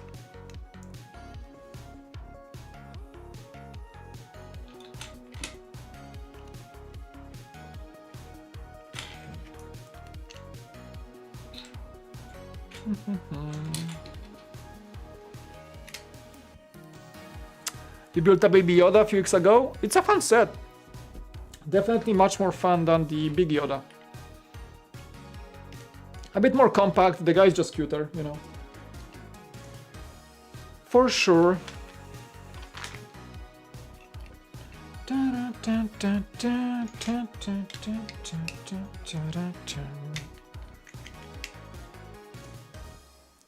Not to everyone, do not brush your teeth then proceed to drink a Gatorade. Yeah, usually not a good idea. Same goes for like what, orange juice? Anything that can be acidic to your teeth, do not drink and after you brush your teeth. But like, does the toothpaste react with Gatorade? Like what does happen after that? Like what's the outcome? Aftertaste is terrible, is that it? Damage to your teeth, what is it? OG Yoda for the win. I mean, I like both. I just like, because I have both. And I just think build experience is better for Baby Yoda as a Lego set. It's just, I find the OG Yoda build, the Big Yoda Lego set to be a bit boring to build. I streamed it in the past. It felt like a bit boring, you know. Not the best experience. The set is fun. I like, you know, it's great on display, but it was kind of boring to build, you gotta admit. I just like the build experience of the Baby Yoda a bit more. It was similar, but just more fun, I guess. All right, where are we at? Okay, so the TV is growing. It's gonna be kind of big. Wow, so that's the back wall. The back section of the TV, I think. That's where we at. That's where we at. It tastes, also the taste is just bad. I mean, most sugary things that are artificial kinda taste terrible with after you had toothpaste in your mouth, obviously. So yeah, not a good idea.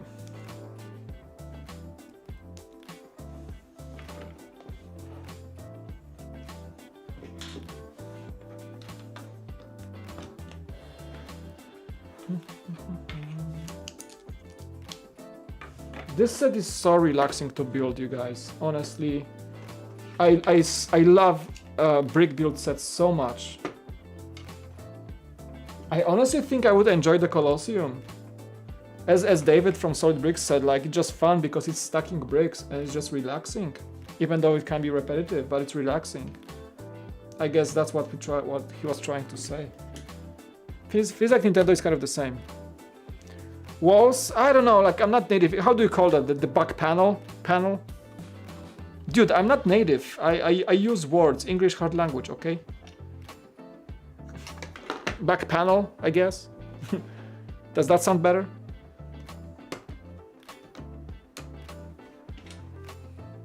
I'm unique. I use words, okay? They may not mean the way I think they mean, okay? We're not. We're good. Right on.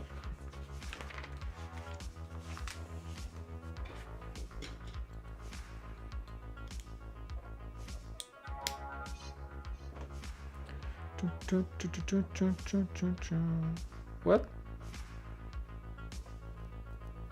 Oh, you talk about North Korea? I mean, I find it fascinating, you know, in today's day and age. All that stuff being so isolated in North Korea, it's like kind of like hard to even imagine, right? If you think about it.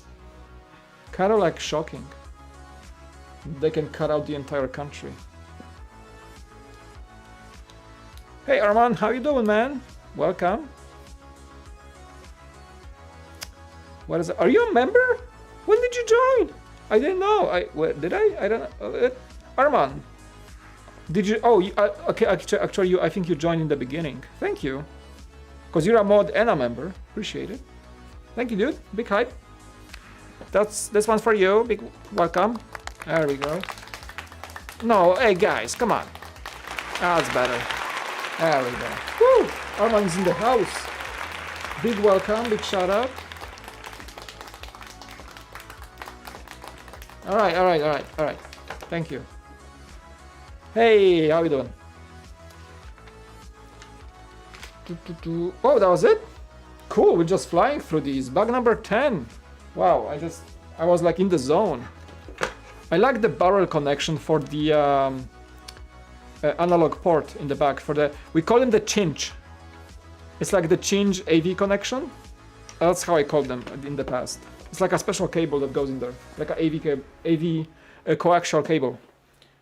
Bug 10. Those are 2 bags. There we go. Brickster was boy hyping for every bag. Thanks for the support, man. Makes me really excited to build further. Oh, I am enjoying this build, absolutely. As I said a few seconds ago, that I like brick build sets. I like when the sets is just chill, you know? When you just like, there is no place to make many mistakes.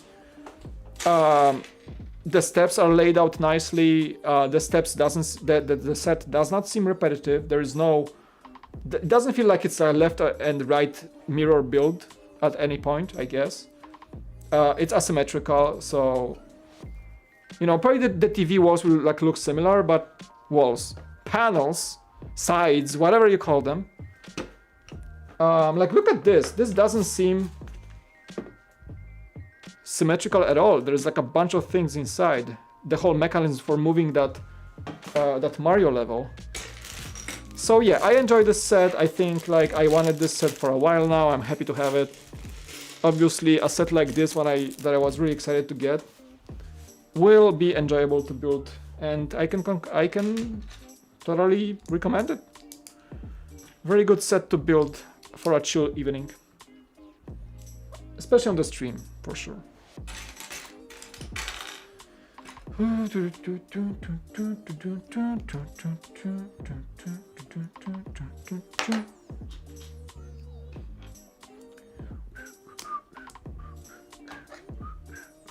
This side?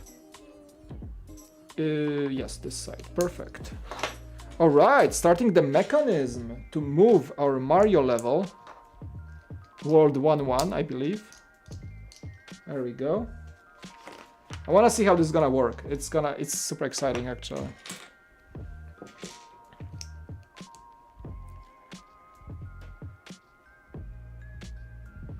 What is a long and hard a Polish bride gets on her wedding night? A new list.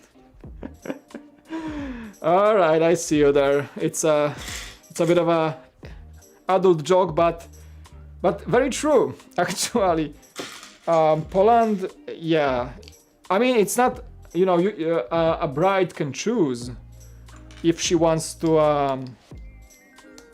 You don't have to, like, a married woman in Poland doesn't have to get a double last name, because usually the tradition is like my wife has double last name, so that's her family name and my name, my last name, so she's doubled up, which is it's sometimes problematic to spell that name over the phone in the US, especially because they don't get it. But you can choose not to. You don't have to take your husband's last name and merge with yours. You don't have to do it. It's not a must. It's a choice.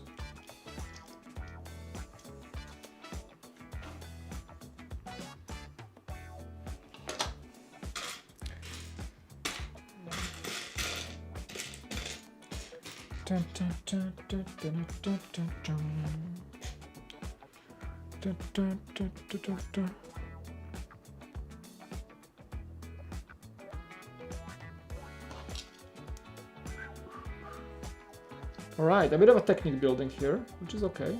It's fine. You gotta move those things with something, and technique is the way to go. Alright, so we're adding little cogs. Make sure they're the right way. Boom, boom, boom. Some gears. This one, I believe, and a 1x3 axle. Yep, things gonna move. Just like that. Yep.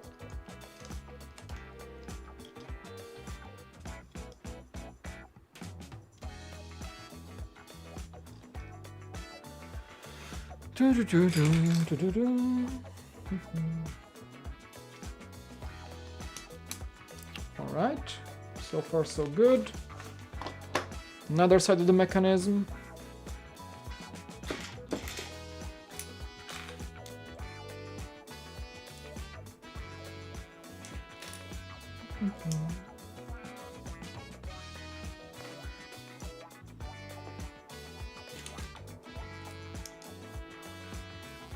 Let's. I don't know how long I'm gonna go tonight, but yeah, it's 9 p.m. Yeah, I think we can go until 10 p.m. 1 more hour maybe. I'm feeling good. I have a good pace today. I don't like rushing sets. I don't feel like I'm rushing it. It's just a good pace to build. Just chilling, enjoying it, appreciating the set. You know, the last thing I want to do is rush the set lately. I want to rush it.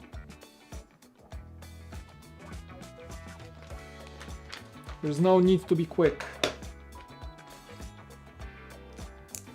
There's no deadline for any reviews about this one. Maybe I'm gonna review it and use it for projects, but it's totally not my priority. My priority is to get it just enjoy it and display it after. That's my main goal. But yeah, probably gonna review it at some point.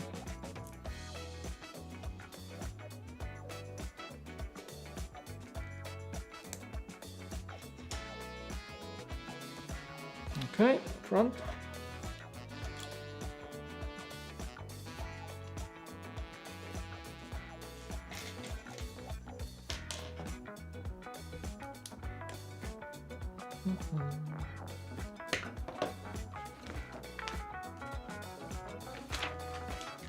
All right, we're adding this now.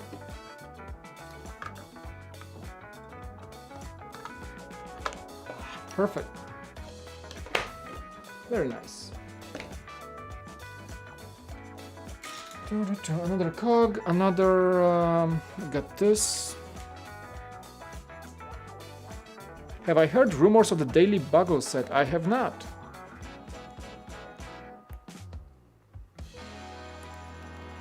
Run on powered up? It runs on, you have a little, how do you call it?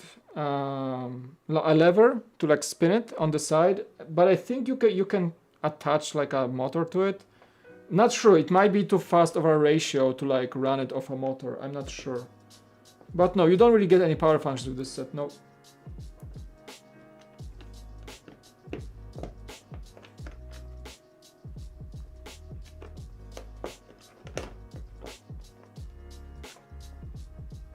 Wait, what?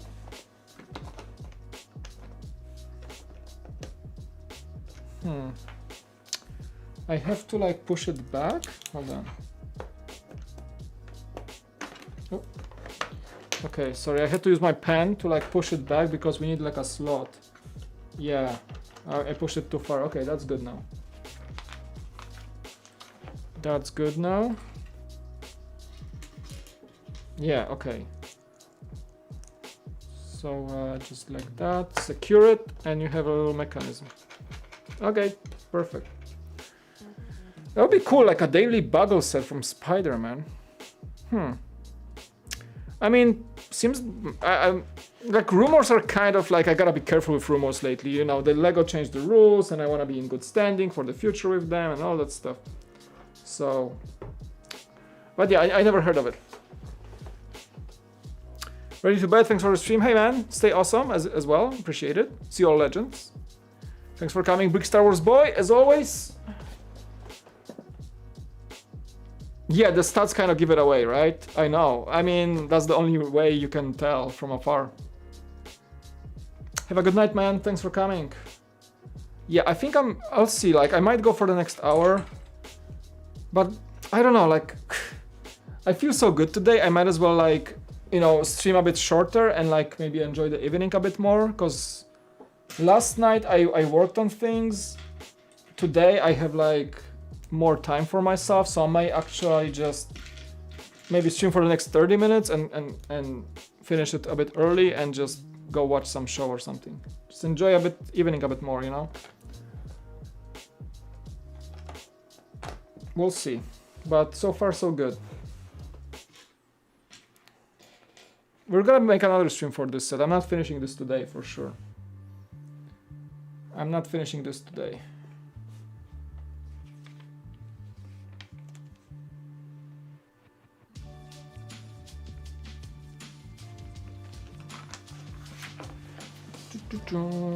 Right.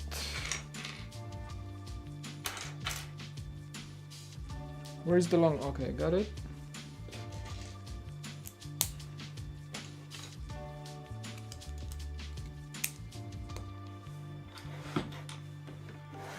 I'm gonna try to move it maybe a bit to the center. There we go.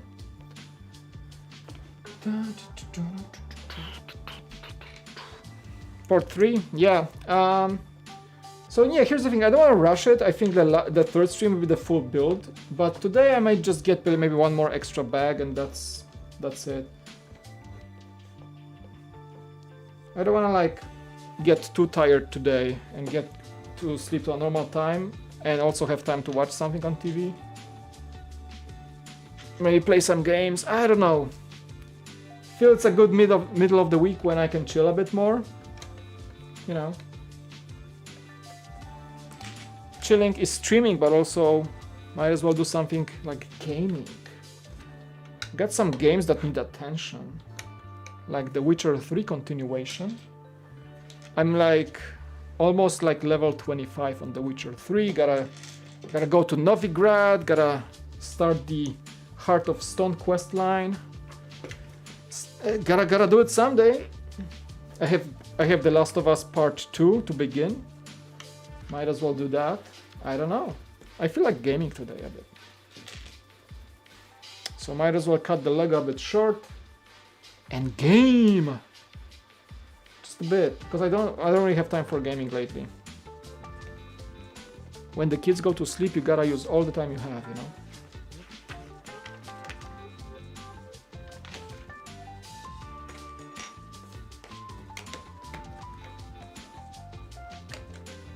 Okay, so the bottom portion of the set is on wheels, which is nice. That's gonna run the whole system.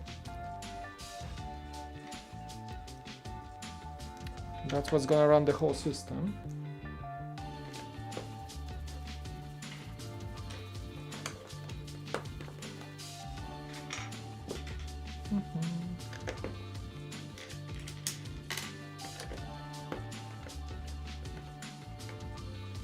Hey, American Budget Politics, welcome. What are your thoughts on the Apollo Saturn V? I love it. I have it right behind me, behind my computer. One of my favorite sets of all time. One of my favorite sets of ideas.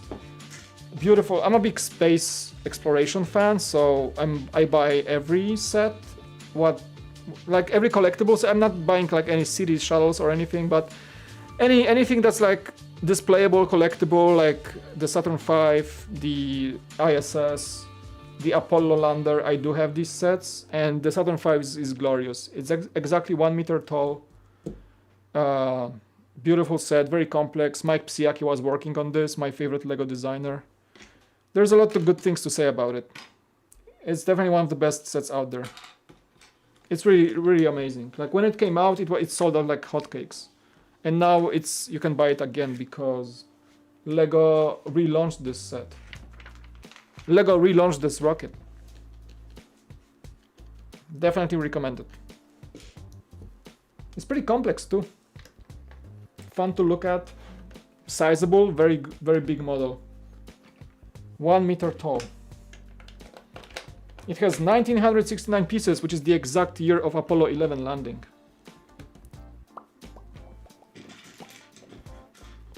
So yeah, definitely get it.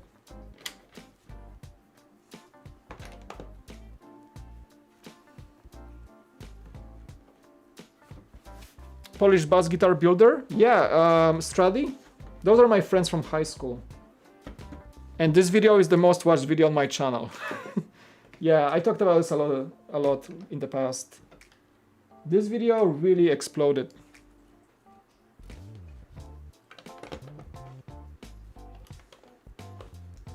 Yeah, it was fun. I want to make more videos like that. That was before the pandemic. I was visiting Poland. I wanted to see their work ever since I knew that they're making those things, the guitars, and I went to their workshop and spent a day with them on some coffee, took my camera, filmed it in like a few hours, and now this video has like 300,000 views. Insane.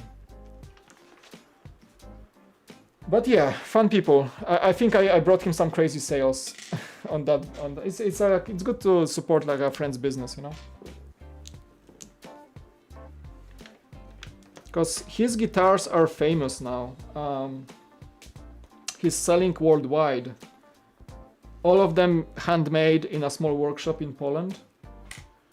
That's what's so fascinating, right? Because he makes them all like with his wife. His wife was in my class in high school, so that's how we are friends. You know, people in Japan are buying his guitars, like jazz bass musicians, players. It's really interesting. Yeah, I've seen that.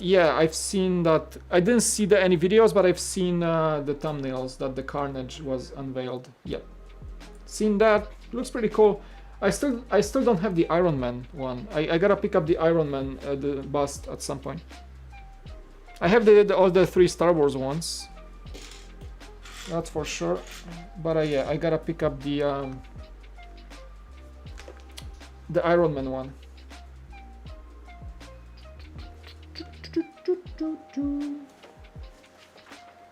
Is that it? Oh, just okay, just a few bricks. Perfect. Moving on. And it's raining again. Wow. Wonder if that's the last big rain before summer. His wife is pretty? Yeah, she is pretty, I gotta say, yeah.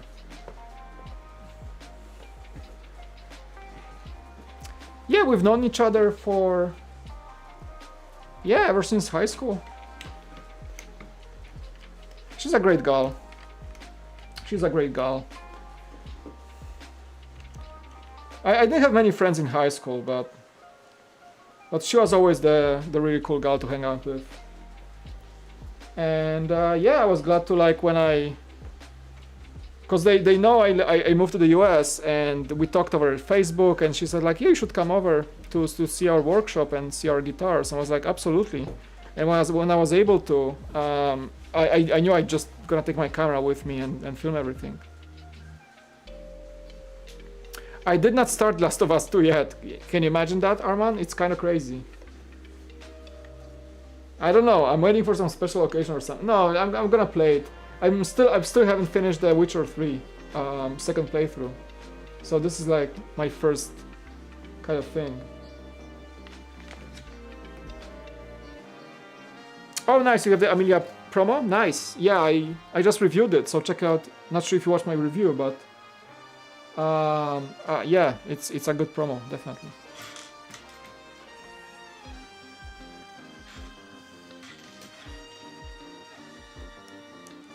The stone one, the guitar. Yeah, he made a guitar from like a stone. I know. I was impressed, dude, like by his work. Like that is something for sure. That's why I wanted to make a video about that, because it's so uncommon, so original. He's like a luthier running his own business and making craftsmanship guitars by his own design with his wife. And Agnieszka, my friend, she didn't know a thing about making guitars, and he met him, he married this guy, Marek, and now she works with him, you know, she learned everything with him. So yeah, I know, like, she back in high school, I don't think she had anything to do with any instruments, but now she makes the guitars with him. Yeah, big shout out to them. Check it out. It's on my channel. Like the brand is called Stradi, from Stradivarius. Stradi bass guitars. It's like a very niche type of luxurious, like, bass guitars. I think he charges, like, his guitars are selling for like $6,000 or more per guitar. It's all custom handmade. It's a very high-end product. He designed everything from scratch.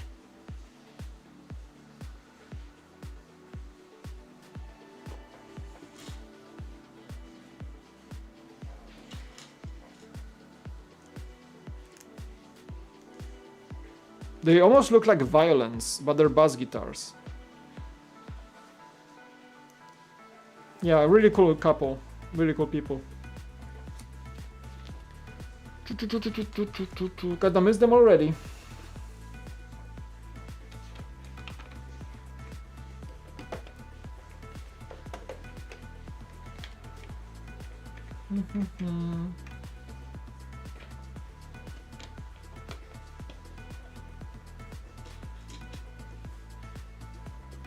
Gonna tune out, it's 11. Slime Rancher is a really fun one. I played Slime Rancher for a second, I did.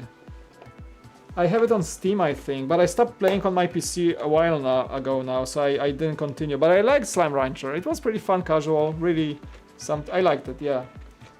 Fun little casual game. Played it. Yep, I'm a very casual gamer, what can I say? I like single player mostly. I'm not competitive at all.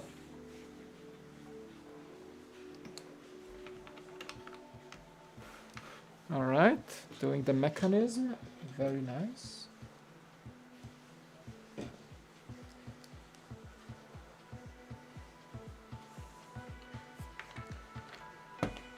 There we go.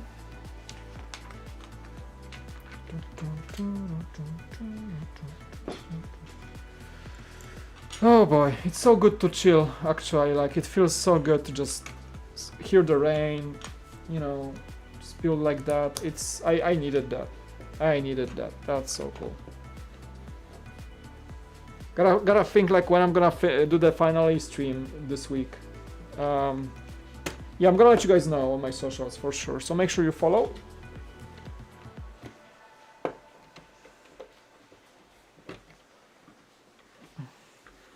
People are zoning out, I think. Everybody goes to sleep, which is understandable. I'm gonna slowly wind down here as well. Not sure. I maybe gotta squeeze in one more bag, but I feel like we've done some progress today anyway.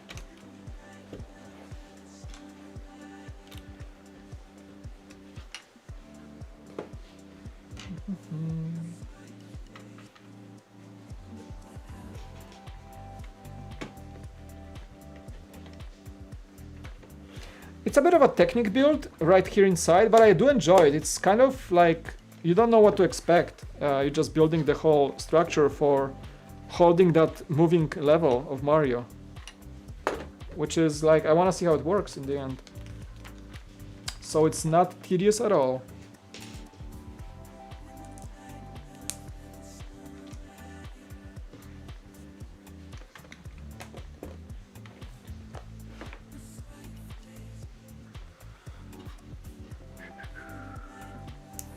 Okay. 1, 2, 3.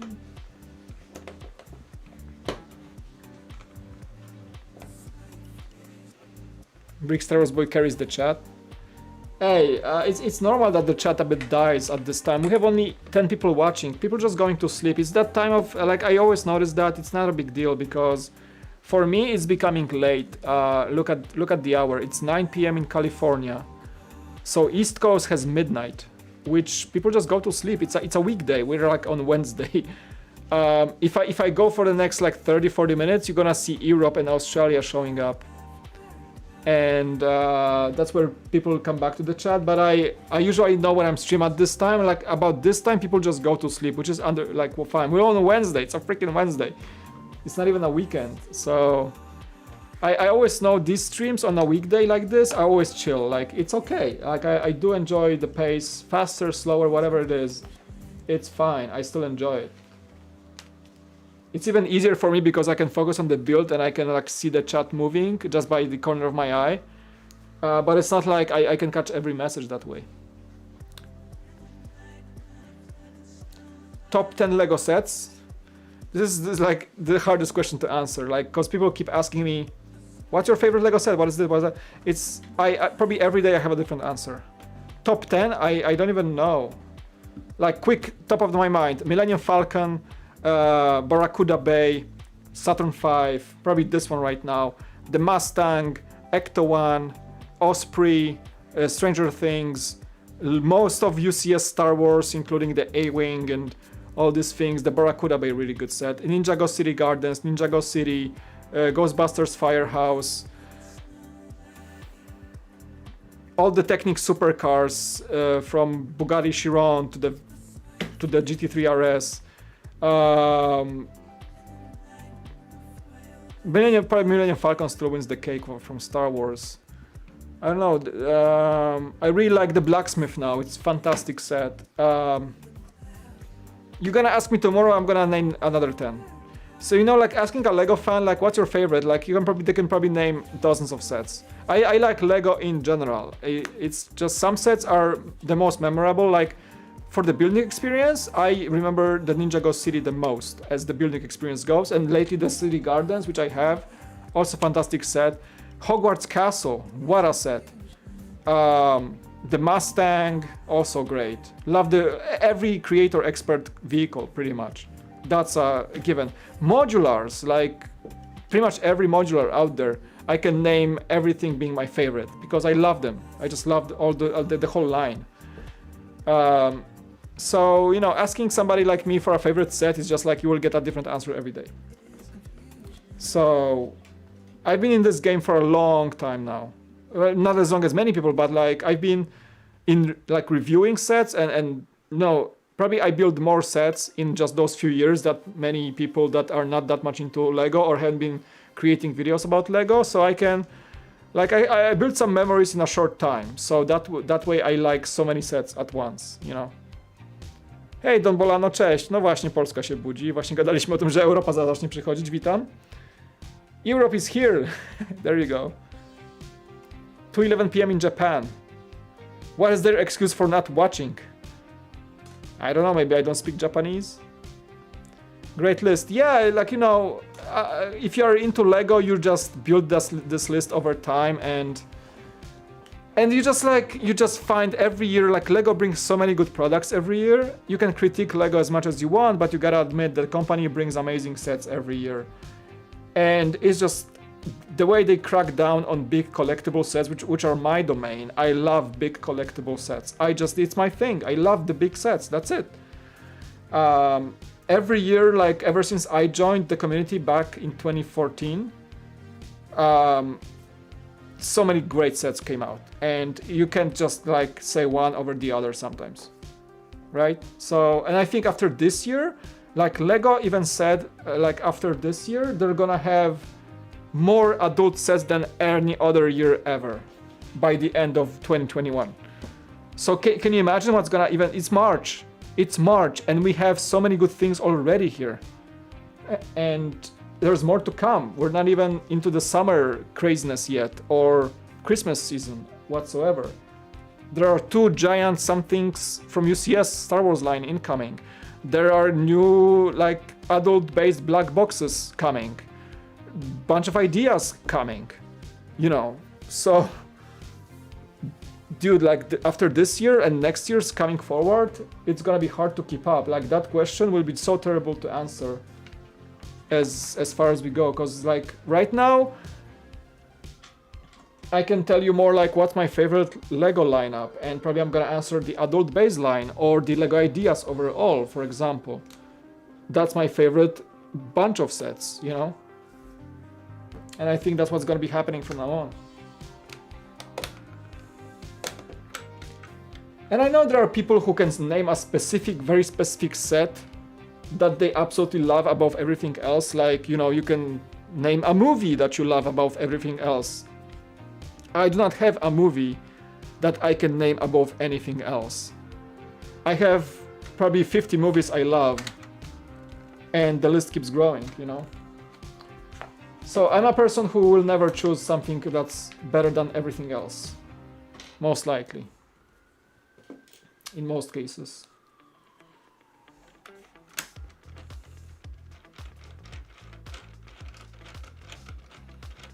Yeah, when I worked at the movie theater, they asked me like, what's your favorite movie? So you have a name tag, and for funsies, you would have like your favorite movie on a name tag. Stupidest question ever, because I said, I don't know, The Matrix, because I love the Matrix trilogy. But I could have said Forrest Gump or Ghostbusters or the Alien trilogy or the, you know, the saga with the 4th movie.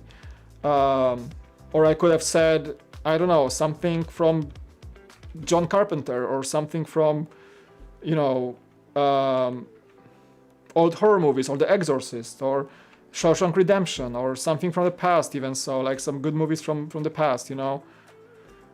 I could have named anything that I would still enjoy as a good movie, right? But name one is the worst thing you can try to think of. Like, name the best movie you like. I'm like, I don't know, dude.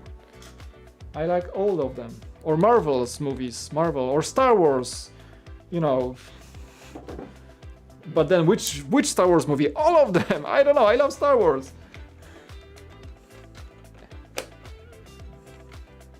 I mean, probably I can name my favorites from the, you know, the classic trilogy of probably still like Empire Strikes Back is my favorite, and then followed by The Return of the Jedi, but I can still find good things in The Last Jedi, for example, because I love Star Wars in general. So, you know, it's a very open question. Favorite anything for a nerd like me. the golden age of Lego, right? That's kind of, yeah. 6 a.m. Europe is waking up slowly. Why it's so quiet? Rafał, cześć, witaj, jak tam? Ulubiony zestaw Lego z lat 80 90 A wiesz, tak, I'm gonna use Polish for a second, guys, because we have some Polish viewers. Don Bolano is from Poland and Rafał is from Poland. He asks about my favorite set from 80s. Yes, actually, like that's probably an easier question to answer because I'm gonna answer in Polish. No wiesz, to jest takie no, dzieciństwo, tak? Czyli na przykład z Ice Planet te bazy albo M-Tron Magnetizer. To jest mój ulubiony zestaw chyba jak byłem dzieciakiem. To tak pamiętam, że była choinka, święta, dostałem ten zestaw pod choinkę i to było po prostu takie wydarzenie, że do dzisiaj pamiętam. Ten M-Tron taki ten z magnesami. Sześciokołowiec. To było coś niesamowitego. Chyba do tej pory jeden z moich najbardziej takich wspominanych zestawów z tamtych lat. Gdzieś go jeszcze mam na strychu rodziców pewnie. Pewnie kiedyś znajdę i odbuduję, coś czuję. No. Yeah, I just said like my favorite 80s, 90s set is the M-Tron Megacore Magnetizer. The monorail transport base, I never had that one. That was like my holy grail. I always wanted it. After saying how great the Saturn 5 is, you are getting me so hyped because my order of the Saturn 5 is coming in a couple of days. Nice! You're gonna love it, dude. Like, I don't even, like, I usually don't recommend sets because I don't want to get people disappointed, but for the Saturn 5, I can vouch for this set. Like, you're gonna like the build technique, you're gonna be impressed how big it is.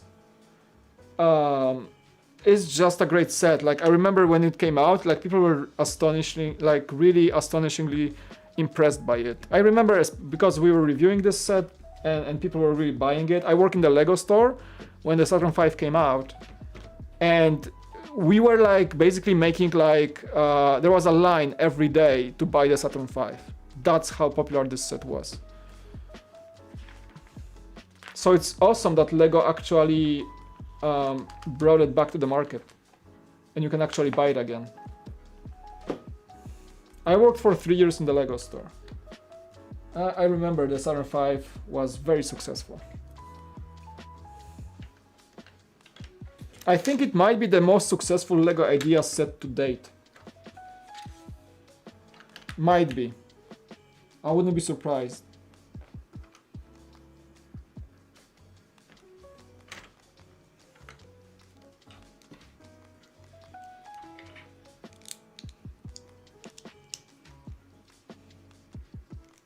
Rogue One is amazing. I love Rogue One. Everything about the movie. New ships, the U-Wing, the story, more like a warlike story, looking from the perspective of normal, non-Jedi people fighting the war, you know. I think it was great. I love Rogue One. I rewatch it from time to time, actually. It's so good. So good.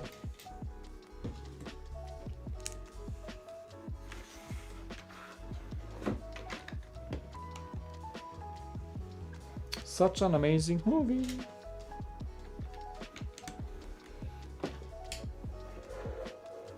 I think Rogue One kind of paved the way for the type of storytelling we have seen in The Mandalorian. More like down-to-earth, everyday life kind of thing, World of Star Wars life without the grandeur conflict and the Jedi above everything. I think Rogue One was telling that kind of story. That type of storytelling was setting the tone for the future things like The Mandalorian. And I love it. I love this way of storytelling in Star Wars. Like it feels more coherent, more grounded, you know. Back from the Dead, right on. Let's see, what's the next bug brings? Yeah, we can do the number 11, and I think that's gonna be it for today. Yeah, let's do this bag and call it a day. Do you enjoy history? If so, what is your favorite time period to learn about? I do enjoy history, it's not my hobby or anything. But I think I'm still the most fascinated by World War II, I guess. I mean, I like military history, I guess, in a way. Medieval times, for example, not so much, but I was a pretty diligent student of history back in my high school. I like those classes. Oh, it's actually really cool moving. You can see the things moving. But I think I'm still like the most period I want to learn about was the not so old history of World War II.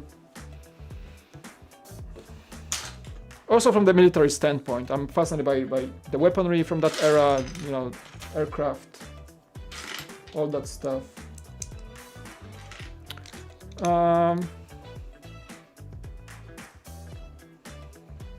Yeah, this is the first time they renewed an ideas lineup. That includes the ship in the bottle and the Saturn V. You're right, masz rację, wiesz?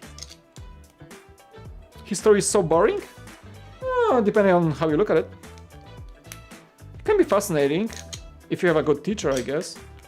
I had a good teacher of history in high school.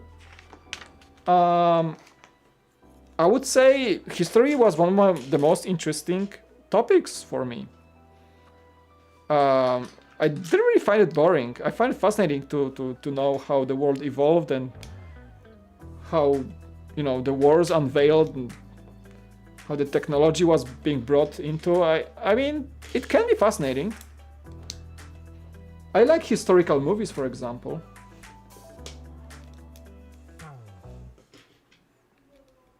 You know, you're looking at the world we live in today, the modern times, which is probably the most peaceful time of history of the world, actually, looking at the grand scheme of things.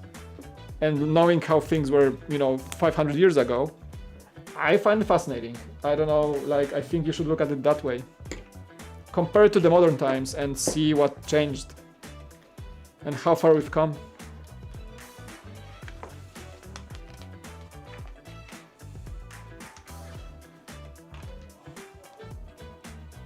I think everything can be fascinating, depends on your approach. And again, if you have a good teacher. Hey, Ambrix, stream's doing really fine today. Like, yeah, it's super cool stream. I actually enjoyed the build, cool conversations. Good stream, good stream. I'm finishing after this back though. Calling it today, getting some chill vibes after. Probably watch something, eat something, whatever. Maybe gaming, maybe. Just a little bit of gaming, perhaps. Just a little bit to play a game. I think I deserve a good game.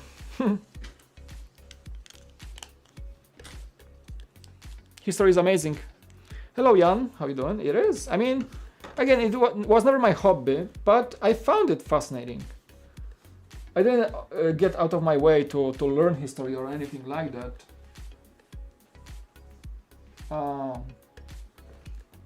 But I feel it's a good topic to learn.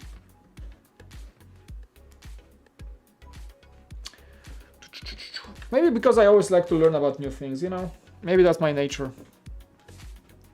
That's how I learned, like, you know, being on YouTube from scratch. Like, I just like the process of acquiring knowledge, I guess. I just enjoy, like, finding, that's interesting, you know, finding out new things. Being it history or how to edit videos, how to work cameras. I think it's my nature to just be curious about things. And I guess that's why I just enjoy learning new things. The build looks great, I know. Yeah, I've got to bring the console a bit into the shot. But yeah, we have the cartridge. We have the controller, the pad. It does look like a piece of history, doesn't it? It's all Lego. Like, somebody mentioned that it's only like those little studs give it away. It's Lego. It's kind of cool if you think about it.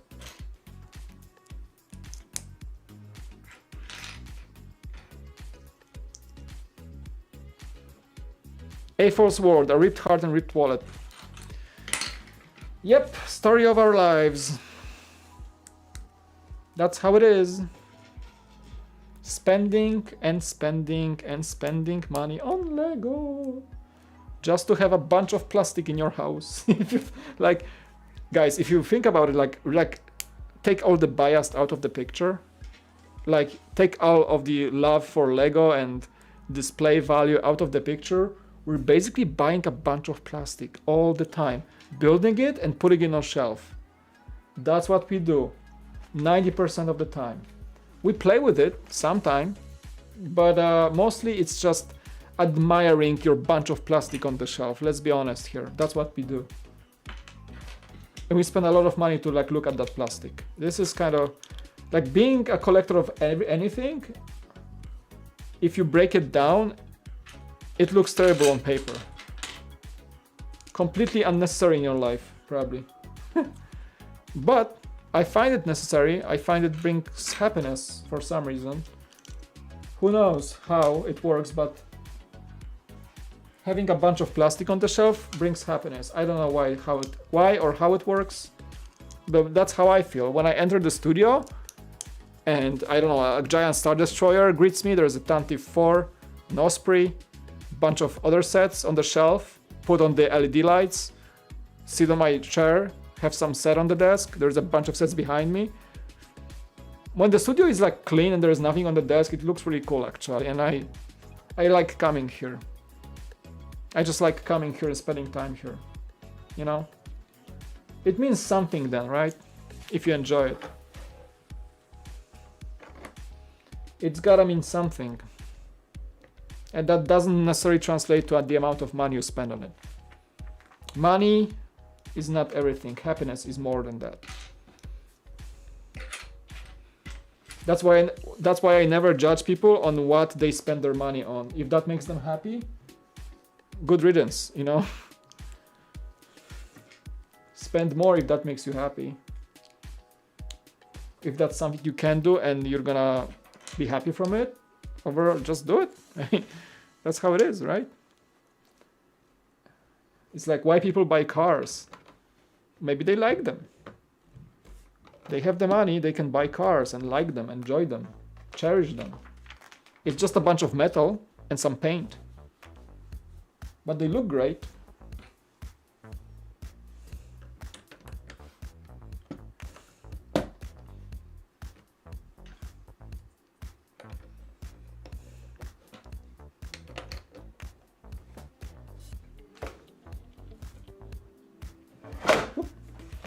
Sorry, wasn't planned.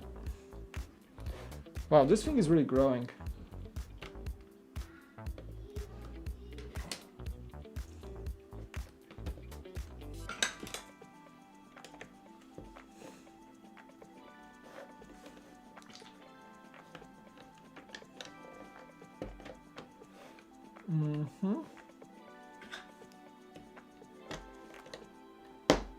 We're building a TV. Actually building a TV. Start small, that's how I do it, exactly. To replace more plastic. Yep. Exactly, Kevin. Welcome to the chat. 2 sets I bought recently are waiting for a build, but I struggle to decide which one to start first. Ideas Friend Central Perk or the modular assembly square?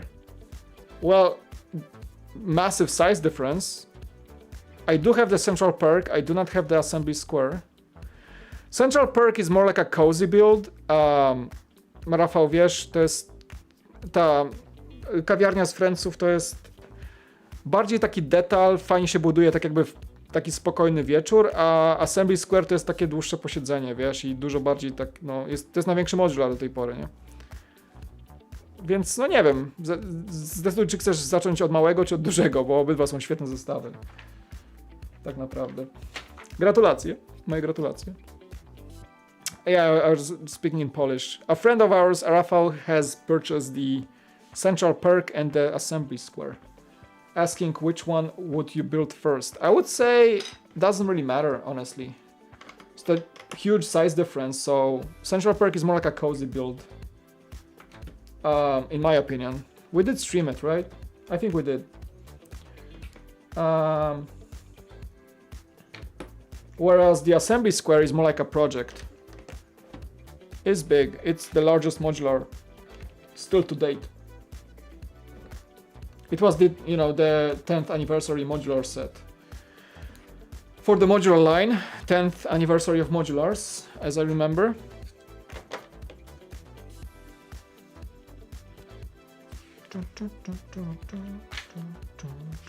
Oh, we're finishing this bag, nice. Let's go. Yeah, I think I'm gonna call it a day after this one. Sounds about right.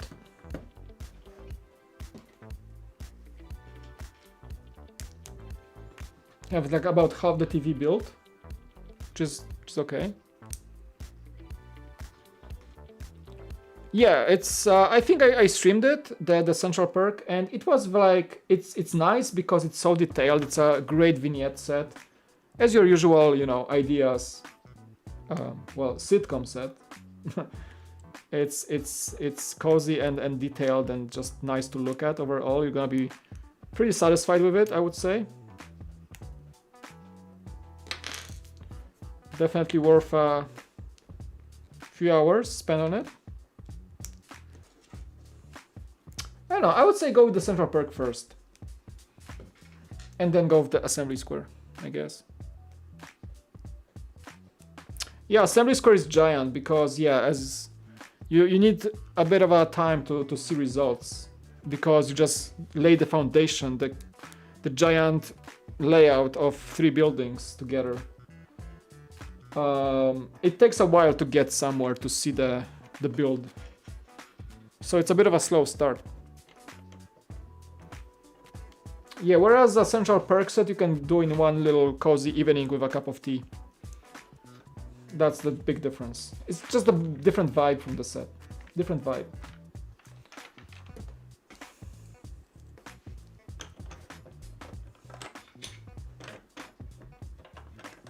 Speaking of which, I gotta bring my central perk out for display because it's still in the garage for some reason.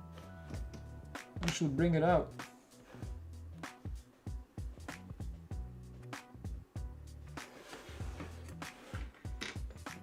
Alright, so that's the bag for this one, and I think we're gonna call it a day here.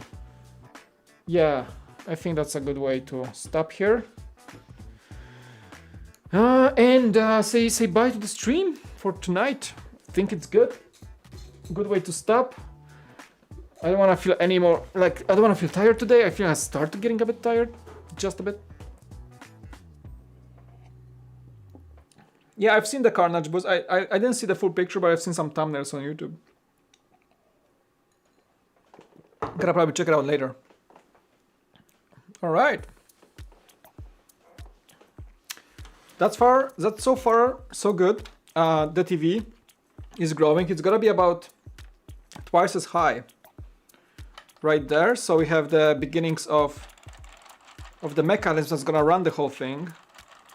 It's we have some cogs moving. We have the little lever on the side.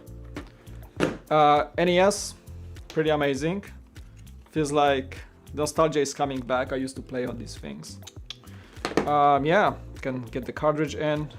Let me just show you once again that function. It's so satisfying. Just get it in. Oh, not this way. No, this way. Yep. You gotta do it first. Remember, it won't work. Get the. Even the sound is the same. It's so funny because the slot is about the same as in the real thing. So even the sound of blowing air into it is the same. Slide it in. Lock it. Close. Power. Power. Start. Gaming. Absolutely. Looks awesome. There you go. Yes. It looks great. Looks fantastic. Can't wait to get it finished. I mean, we have the console. Can't wait to get the TV up and running. Get this guy on the top with the tile to play the music. All this stuff. Definitely worth it. Got to blow the air. Yes. Right on. I think it's gonna go on the back of the TV. That sticker.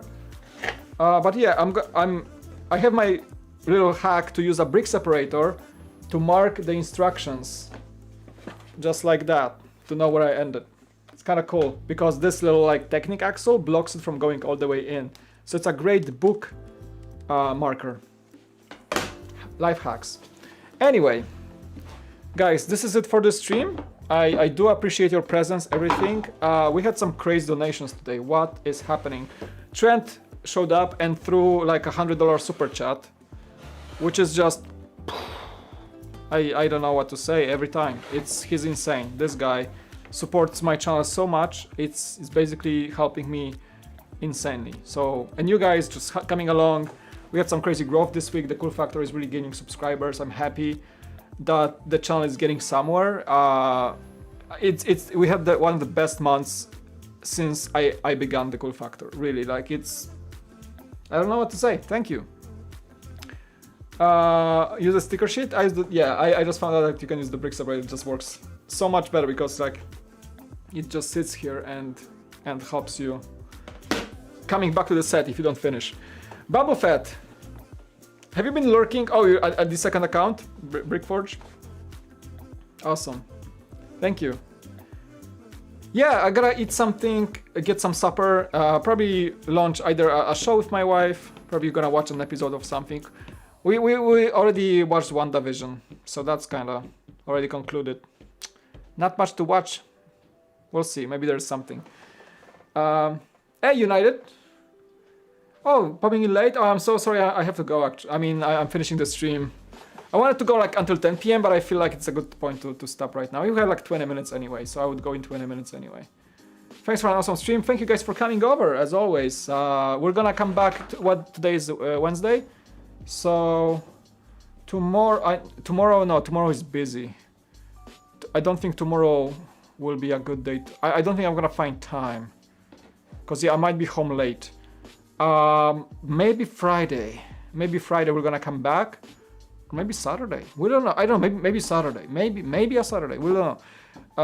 Depends if I'm gonna go places with probably we're gonna do some outdoors day on Saturday. So, but yeah, there's a Bricks and Coffee Sunday as usual, 9 a.m. Pacific. Bricks and Coffee. You guys can tune in for that. 10 seasons of Taskmaster right here on YouTube. Yeah. So I'm gonna be back. I wanna record. I have like I think a review to record this week of the Imperial Shuttle, so I might do that. So I don't know. Maybe there's gonna be a video by the weekend. Who knows? Yeah. See you later.